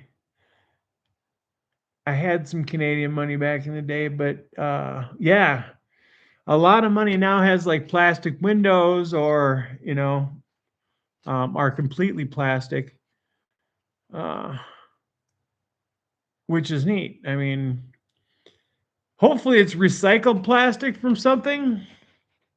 Anyways, I think that's so I had a buddy look up a 1936. I wasn't sure, I didn't remember the date on this. And I don't do much computer shit. And I was telling him I was thinking about doing this. And I said, I think it's a 1936 or 1938 $10 bill that never been folded, pretty completely white. He told me it was almost $300. But this one's a couple years older yet than the 1936 or 1938. So I think that's pretty cool. Now, whether that's the most expensive piece or one worth most, money, but some of the coins could be well worth that, and then some. What is that? A 99 under there too?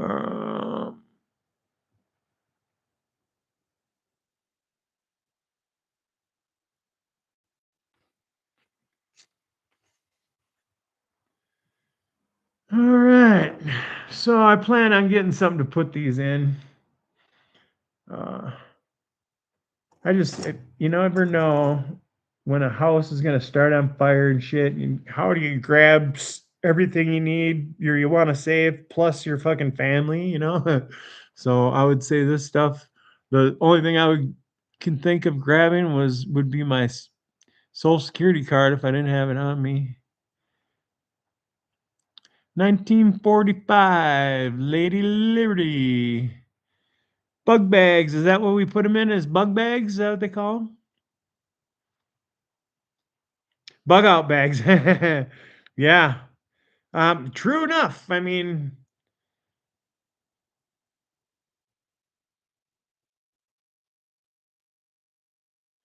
uh,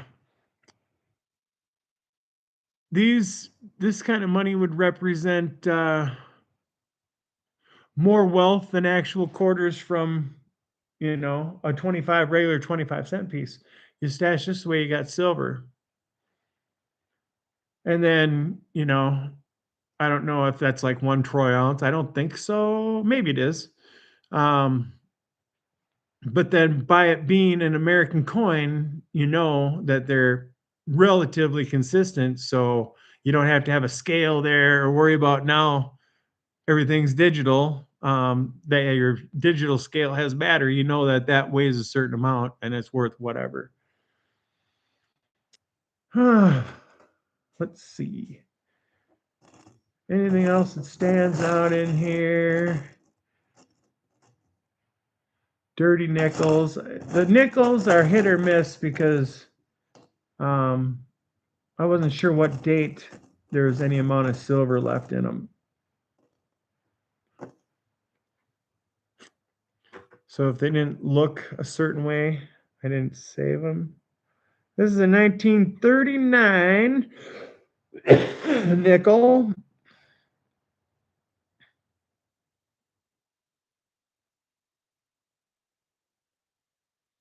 No mint mark.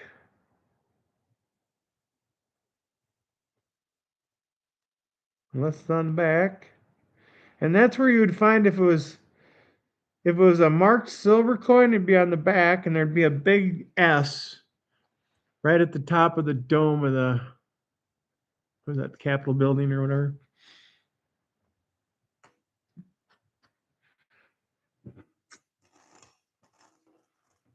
Oh, here's some more silver. Another Franklin 57.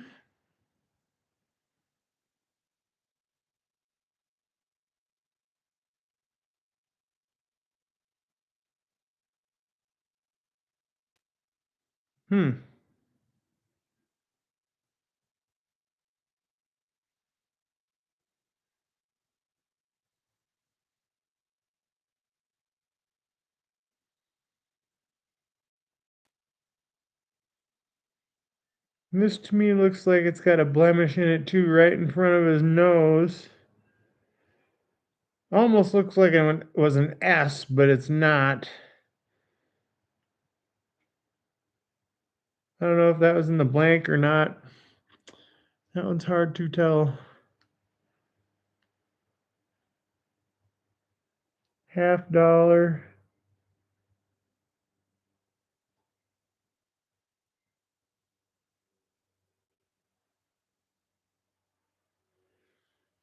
Denver.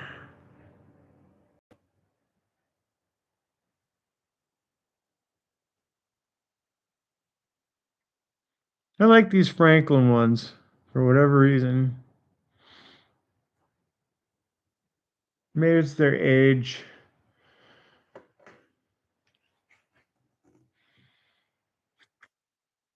What is this? Susan B. Anthony. Are all of them 75s?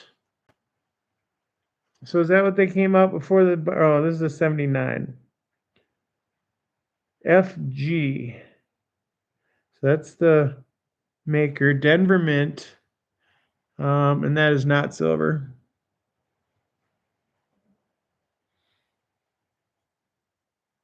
Probably nothing special about that one. All right, pennies. Oh, let's see. What's this one though?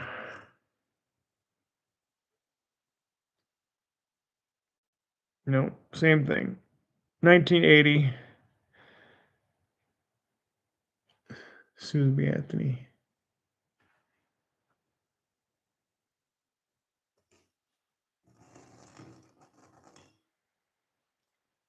Do a few pennies. I believe they're all wheat pennies. I'm gonna take that one too. It's got a cool patina on it. Very dark. Wheat penny. 1957 Denver.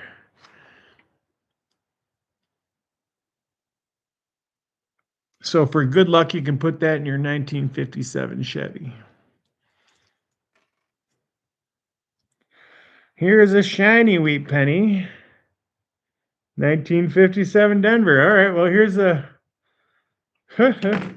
tale of two freaking travels, man.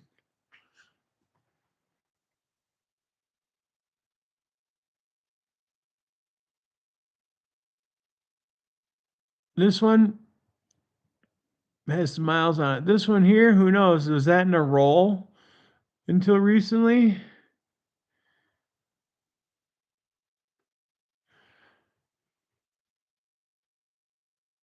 It's been in circulation for a little while. I don't know.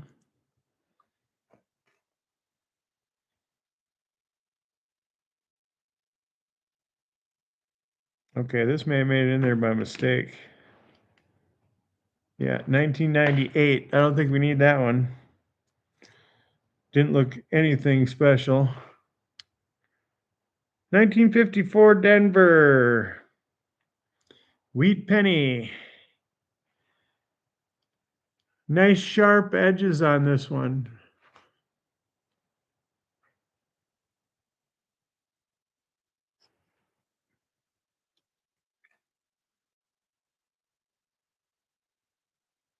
I know a lot of people collect wheat pennies. 1946. It's got some of the green patina.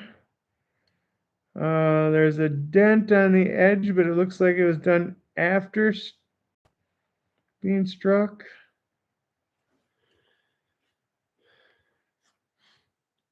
Clean cut. Well struck, but not amazing. It's a that die was probably a third of the way through its life.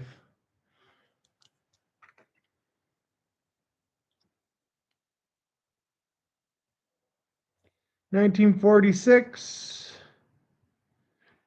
Well worn. Some green.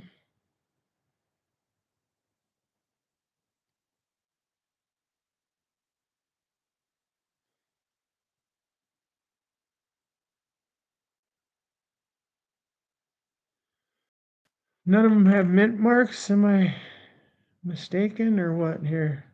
Hope this one does. Denver 1946. Pretty worn. Has some kind of stickiness.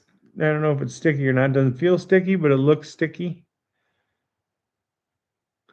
And you can barely read the back where it says E pluribus unum.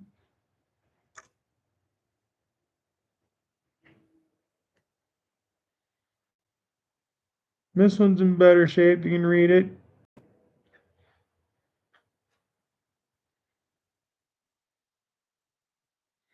$1950 Denver.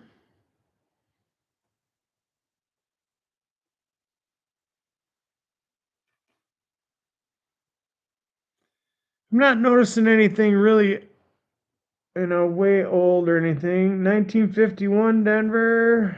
This one's got the green.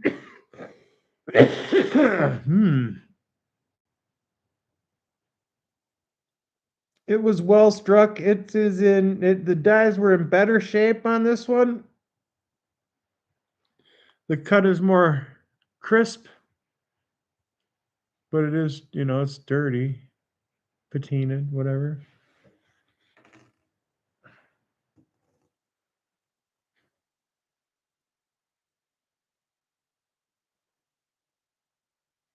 $1956 Denver.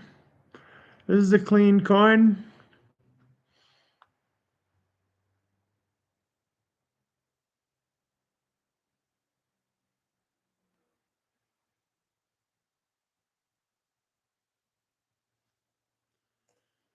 $1950s aren't that old, 70 years. 1953 Denver. This has got some old damage on it, which is neat. Because the damage is patinaed along with the coin. So, I mean, it wasn't right after, but it was soon after this coin was made. It was damaged.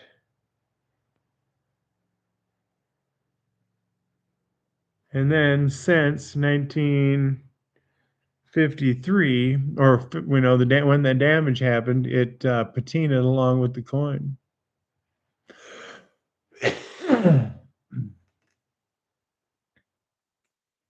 All right, quarter. This ain't. They're not special about this one. This is a new generation of quarters. It has no reason to be in there.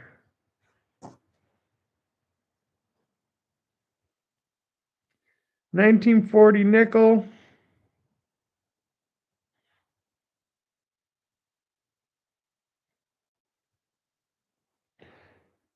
Good amount of patina on the back.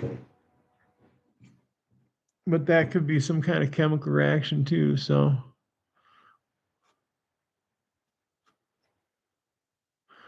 Scotty, what's going on? How you doing, brother? Thanks for stopping. Appreciate it. Just going through some old cash. We're gonna do one more coin and then we'll go through one of those other bills again. 1944, no mint mark. Wheat penny.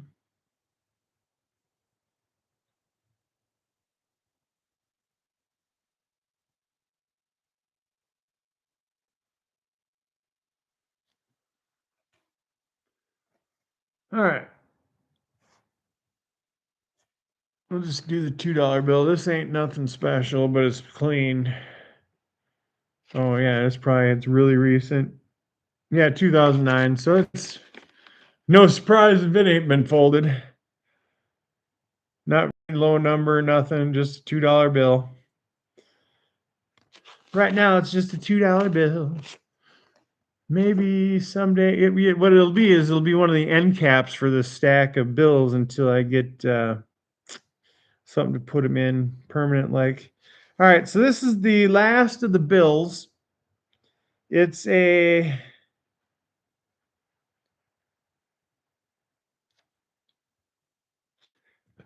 1957B.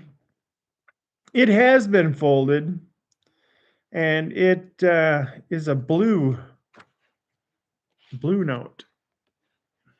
And I thought I had some that said silver certificates too. Oh, that says silver certificate on it, or do they all? No, some of them are. Yeah, some of them are they say Federal Reserve on them. So let's see, is that $10 one? That's a Federal Reserve note. Okay, so the blues are the silver certificates. Silver certificate.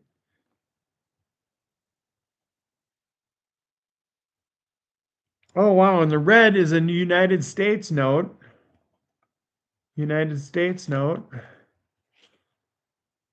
United States note. Okay, so that must be the differences between the different colored ink. Let's see what the green is. Federal Reserve. Yep. Okay. Interesting. So the red notes are the silver certificates, and you can see that right across the top here, right? We're underneath the 5 there. It says silver certificate. And that one's a star note. So we're gonna have to check that one out. There's another silver certificate. So I've heard of those. I'm not real familiar with the money valuing or nothing like that, but I've heard of these. That's one of the reasons why I saved them. That one is the what, 1950 something? 1963. That one's pretty clean. It has been folded. You can see that $2 mark right here through the bill too. That's neat. And then a $5 silver certificate. So that one, Federal Reserve, was the $10. That's going to be the least spectacular then, because it's the Federal Reserve note and it's green. But this is the unfolded one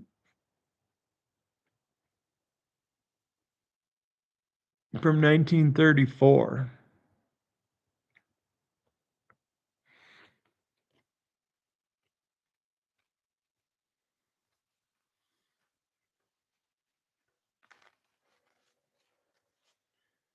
All right. Yeah, I wish I knew where that damn quarter was. I mean, it's probably blending in here because it was look copper, but it may have never met it in here. Here's another nickel. 1959. Not too spectacular about it.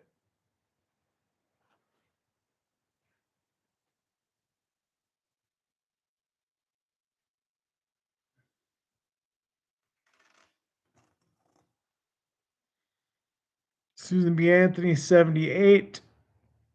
Oh, did I say, is there a maker's mark on this one? Or a mint mark? 1959, no mint mark.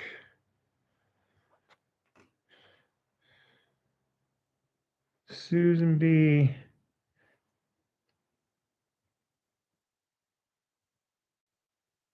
It's got, looks like it's FG for the initials of the guy who created this.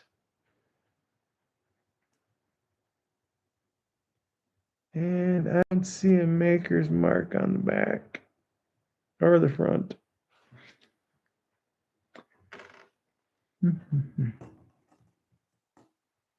Okay, here we go. Is this the one?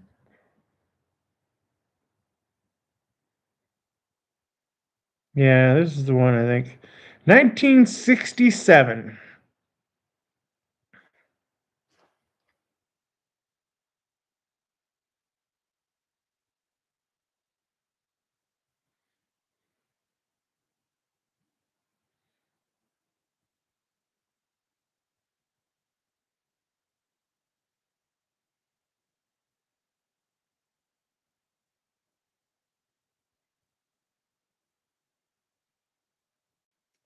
And oh yeah, there it is. So this is the copper quarter. I'll find another quarter here.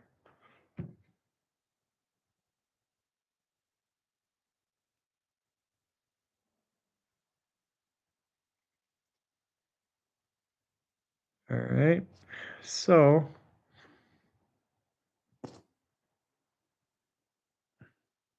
look right next to the eagle's head here. Behind his head, you see that up and down line there? That is where the guy took the freaking knife or whatever and scratched it to see if it was copper under there. Should have strangled him. Whatever. I don't know. It's to me, it's just money. It's not that important. So does it have a mint mark on it? 1967, no mint mark.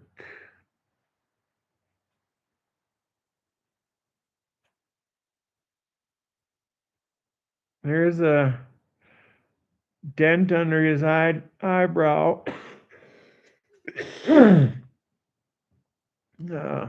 That is patinaed with the quarter itself.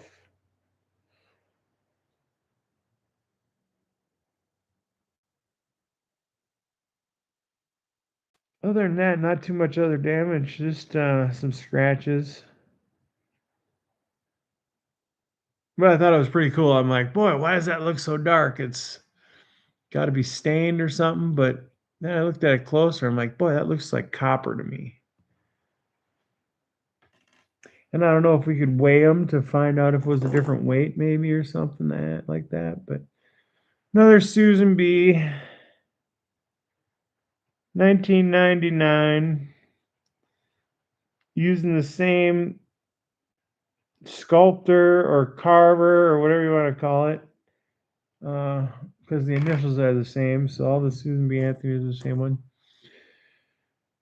Cheers, Ogo. What's going on? Thanks for fucking stopping by, nephew. Andrew, what's going on, brother? I don't know if you know much about American money, but this is a 1934 $10 bill that is pretty much completely white, green, and black and never been folded. So I like that one. Yeah, that's just all we're doing here is what I'm doing is I'm documenting everything I can about these, and then 1979, no maker's mark. So I can later then go look it up online and pause this video, and I don't have to sit here with these things out. So, in honor of everybody and Andrew, we're going to do some strange clouds here. After this one, 1947. No maker's mark or no mint mark. Nickel. Oh, nope. Hold on. Okay, now on the back of this one, it has an S. So that could be San Francisco right here on the corner of the steps. Or it could be silver. But usually, right at the top of the crown of this dome here is where you'll find a big S and it'll be the silver mint. But we can mark that down too. Right on. Let's see what we got here. One dirty bong.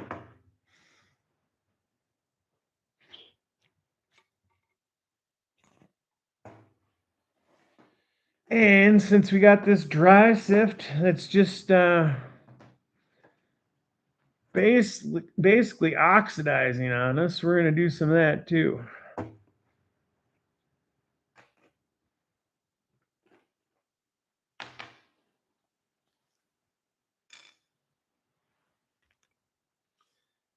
Not as handsome or as plentiful as yours, nephew, but it works.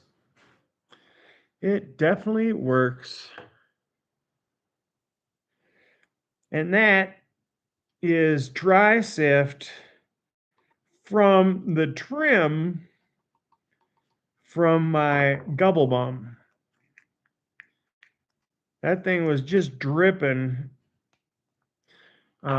with. Right now they feel kind of sandy, but at the time they were fucking sticky as fuck because you could not cut that bud. You couldn't trim that bud without sticking to your trimmers. So after a while, I just quit trimming and just cut up the whole thing.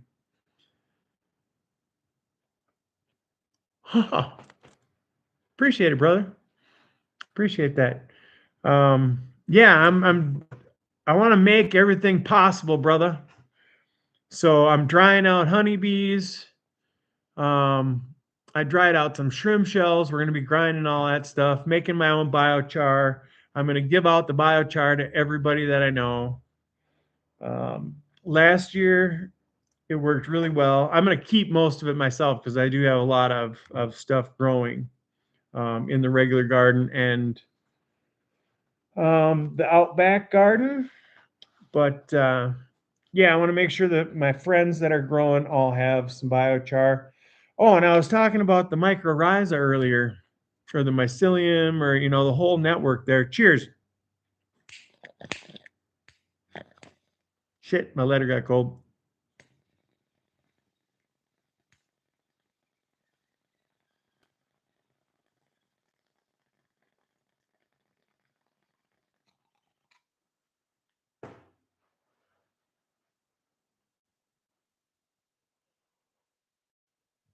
Yeah. All right. Huh. So I have this maple stump that came down in a tornado in the front yard. I wish my camera would work. I wish I had my camera working so it was a better picture, but it has these turkey tail mushrooms this freaking big on it. And the stump is pretty much decomposed now. So I busted off one of those turkey tails and you turn it over and you can see it's got this white fungally mass underneath there through it. And then you break some of it open, then the the hyphae, or the hyphae, yeah. I believe that's what they're called. The little strands of the actual fungal network, you can see them in this stuff, right?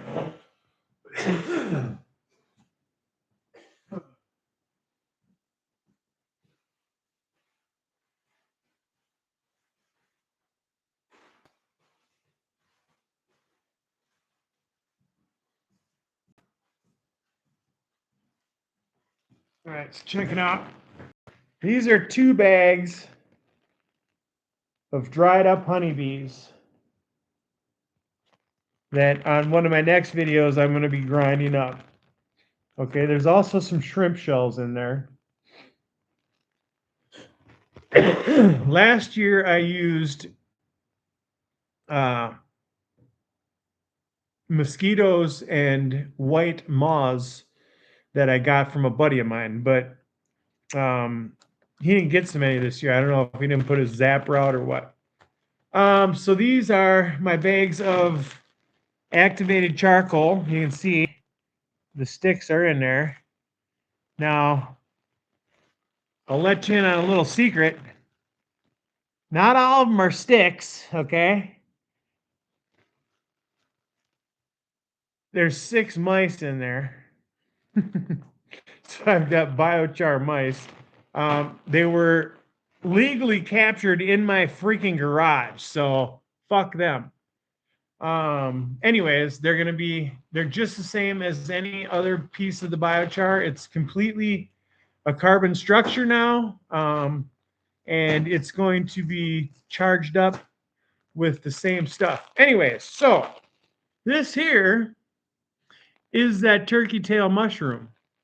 Okay, I put it in a coffee bean blender and blended the shit out of it. Now, I kept a couple pieces whole yet because you can see that in here, or maybe you can't see. Yeah, you can. Look it in there. You can see that white hair stuff, right? There's some white hairs in there. Those are the hyphae, the strands of the mycelium network. And forgive me if I'm not making complete, analytical sense, I guess I would say, but most of that stuff is so small I can't see it anyway. So I'm grinding it up, and I'm going to use that in my mound system. It's going to be in the soil.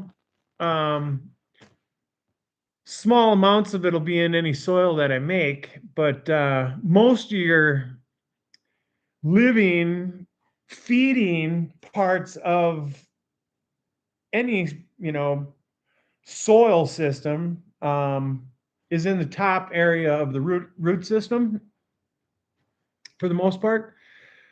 And that's where your fungal network is too. So hopefully that's going to be an inoculation, and I can see it in this bag all over the place. And I'm assuming right now that it's not dead. It maybe it's dormant because it's cold in here, but that's going to be there's living shit in this, no doubt. Whatever the hell it is, there's living material in there. And mushrooms are a decomposer. So all the stuff I put out there that needs to decompose will be done by the mushrooms. Anything that needs to be like solubilized will be done by the microbes. And that's, I don't know. We're going to see what we can do this year. The stuff I grew last year with the compost teas and a little bit of biochar, the dry amendments compared to flat out freaking Miracle-Gro, this stuff was dynamite. I don't know that there was one other person that could have offered me their stuff and said it was any better. I'm hoping with this next push, knowing what I know now and how to apply and using my time better and and taking a stand and saying, hey, I need this time in the fall to do what I need to do. This year I sacrificed right around a month just before harvest of some of the plants, at harvest for some of the others.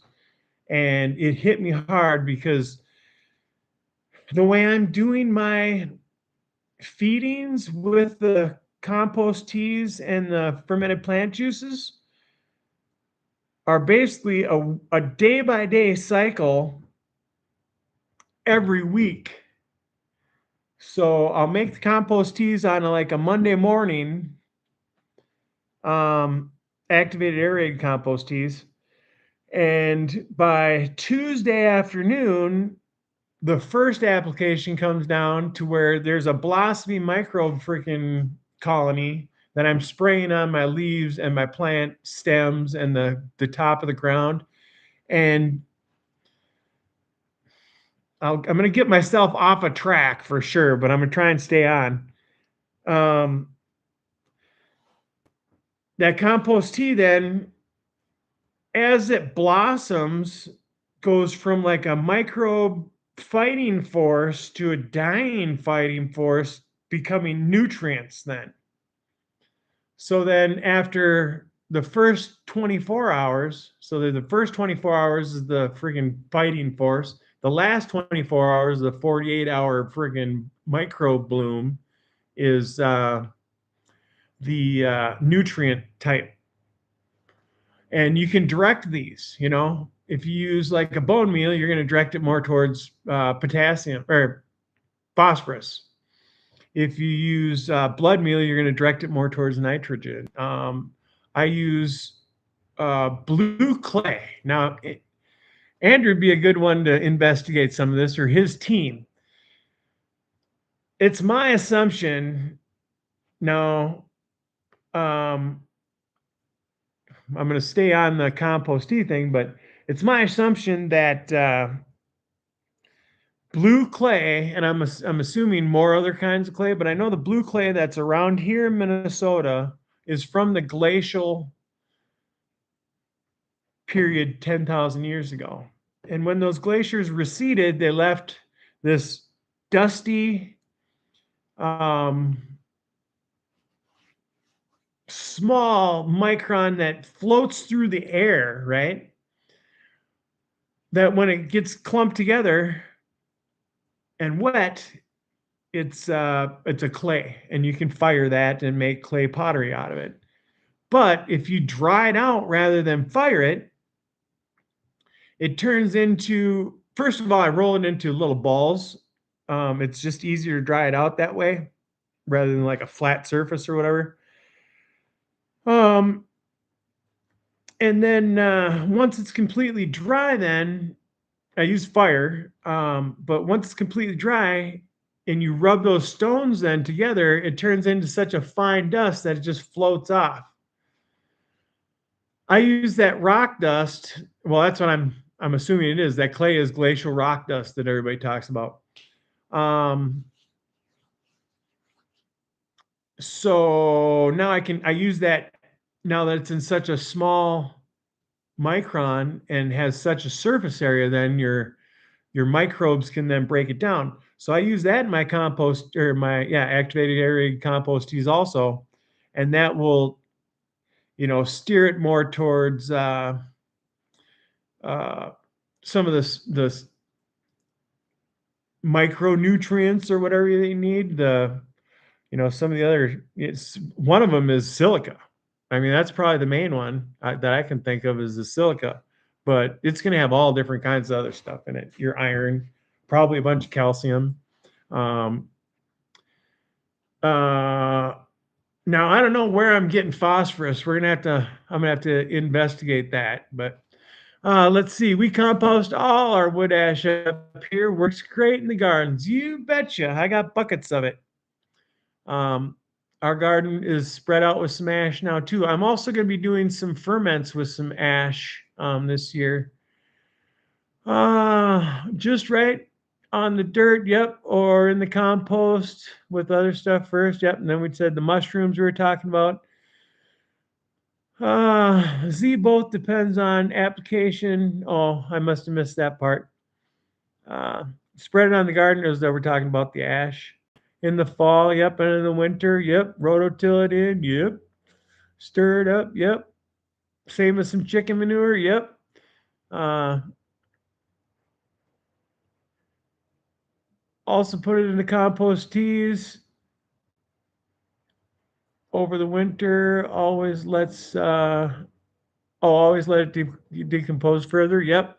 I like to let. Well, I've never really used any um, bird manure, but other than from what I know, I suppose goat would be about the same thing, or I don't know about lamb or sheep, but the deer and the rabbit that I use, they're both wild, but that is neither here nor there. But they cold compost their grass that they eat in their stomachs, depending on what animal you're talking about.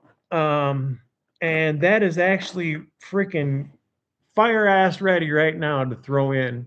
And that's what I grew my second favorite plant last year with. It was rabbit shit, bone meal, and blood meal, and then some deer shit. No, I think that one was just rabbit shit. The deer shit I used in my biochar last year. But yeah, Andrew, man, I was so impressed by the way that stuff tasted last year. Um, and I wanna show people what it's like to learn at the same time because I'm learning this stuff as I'm freaking doing it. So, and then not only so I'm not just learning this stuff. Some of this stuff, like this thing, I came up with on my own. I think whether it works or not. So it's going to be used in probably some of my compost teas. Um, but what I do for a mulch, and also, well, I didn't do it intentionally for the rooting part that I'm finding, but basically I do it for mulch to keep the moisture in the ground where I'm working. I'll put grass clippings down. First, I'll cut them in the backyard, and you see my backyard. It's like your airport next to your place in your backyard, all mowed. I save those grass clippings, but I'll furrow them out and let them dry in the sun for a day. I'll strategically mow the backyard when it's going to be dry for a day or so I can get those clippings up and get them out there.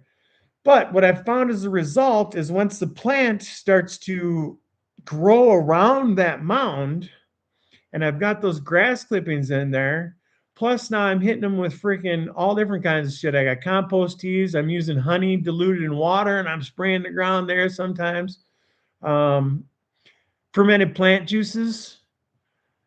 Now, I never used any fungus in that instance, but I'm assuming this is what happened. The mycorrhiza in the soil uh, is coming up into the grass clippings, and it could be too the possibly worms in there. I don't know if there was any worms in those pots, anyways, but um, coming up into the grass clippings, and there was such a white fungal, almost like a marshmallow looking cottony type thing over the whole top of the 30-gallon pot for like 3 days, and then it dried up and went away. But I know that's possible to get that going. And what I'll do is when I put those grass clippings down, that's where I'll put those dry amendments in and kind of smack them down so it kind of sets down in those grass clippings. And then I don't have to disturb the soil around the plant itself. I'm not putting them right up against the stems. But then you water that in, and what I'm finding is your roots are going to come up out of the soil um, into that mass of grass clippings. And basically I'm feeding them through the sponge that I made on top of the pots. Or on top. Now this happened in a pot. But now I'm going to try that in the ground. Um, it needs a certain little kind of climate in there. So the plant has to be a certain size over, I think, because it's like a little umbrella. Anyways, we're gonna go through a few more coins here, and then we're gonna call this one. And I'm gonna go fix dinner for whoever's gonna be here tonight. And then possibly tomorrow, maybe we'll redo this or start another one. But what I'm gonna do is try and make sure I figure out how to get this camera going for the first time every time. Figure out if it's a cord issue. This one is a this is a bicentennial. Right now, this biochar though is in big stick chunks. I do have to grind that stuff up yet. What do we got here? Another quarter. This one is dirty patina-y. It's not silver. 1981. Don't know why I have this one, but whatever. Oh, maybe it's because of the patina on the back. Maybe that's what it was. Okay, let's look at that a little closer.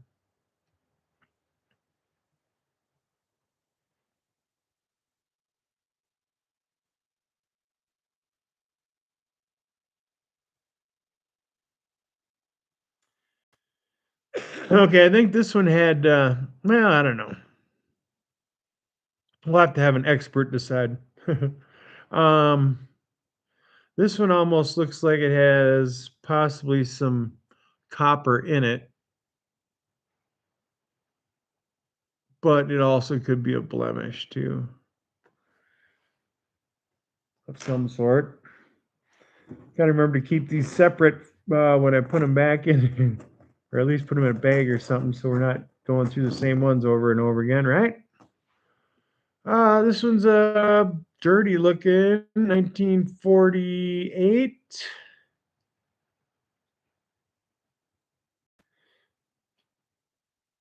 Dirty, worn.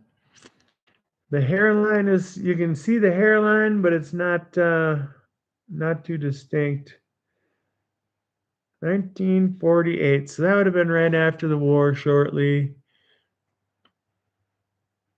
So that's 50 years, or I mean, 70 years old. 70 something. Here's a silver. Is that silver? Yep, silver dime. I don't find too many silver. Looks like JS is the carver. The minter. I don't know what the hell you'd call him. Carver, I guess. The artist. Denver Mint.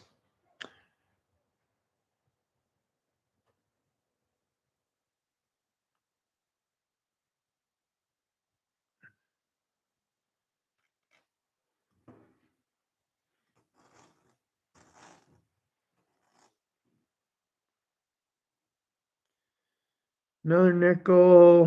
1962.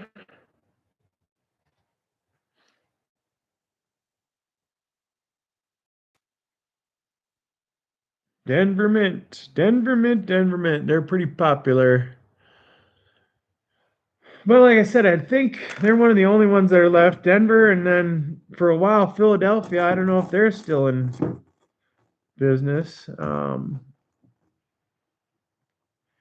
And then the San Francisco one, I haven't seen that since we were looking at them early coins there in 1940.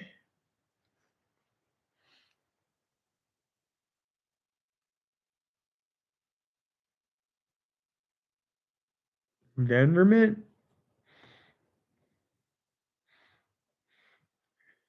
Should ask the guys that the dude grows if there's still a Denver mint.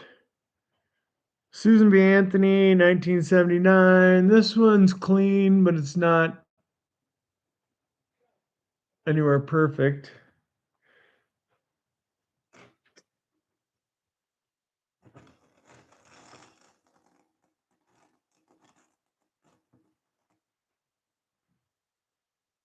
Another Buffalo nickel. For whatever reason, it's probably because they're old, I guess, but very few of them have dates on them. Okay, here's 1927. You can't make out the 19 at all, other than it looks like there's a square kind of smashed in. Looks like it has an F. And 1927, Indian Head Buffalo nickel.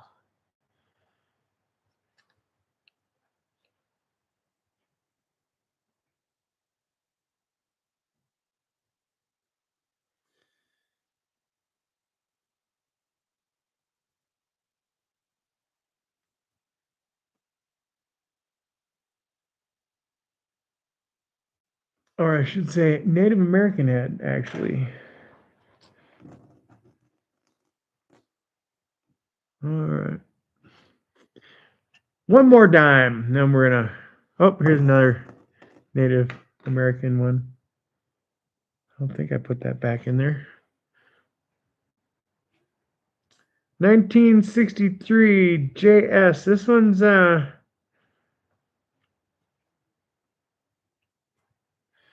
This one's in pretty good shape for a silver. I mean, silver, I believe, is pretty soft for the most part. I don't know, maybe it ain't. Seems like pretty soft metal to me. I mean, we're not making a lot of stuff on it that needs to hold up. Denver, silver. Upside down head.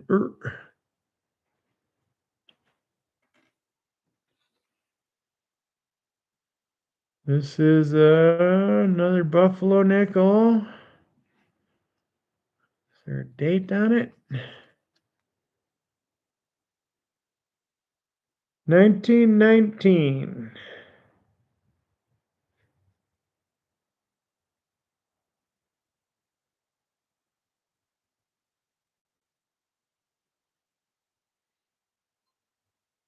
Much respect.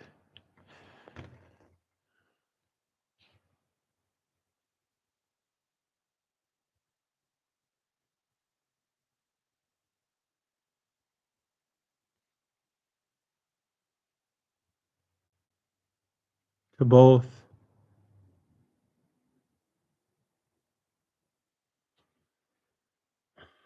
Some of the things we do to our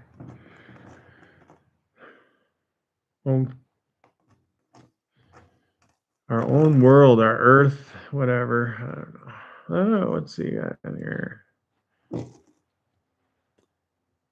Guess there's a lot of native coins here. 1920.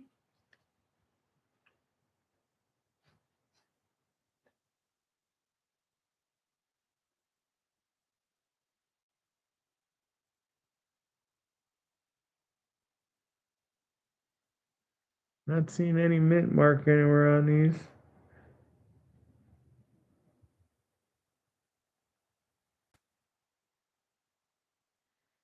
But this one is super faint. I mean, there is nothing there for a date other than underneath this loop.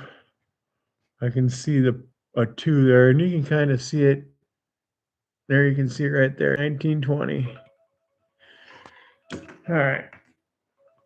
Oh, anyways, thanks everybody for watching. Z, Jesse, hi Jesse. I gotta go, so let me freaking call it. Peace. I gotta make dinner anyways, or finish dinner. Love you guys. 45 or older, talk to your doctor, get a colonoscopy, buy one of the boxes, whatever it takes. Love you guys.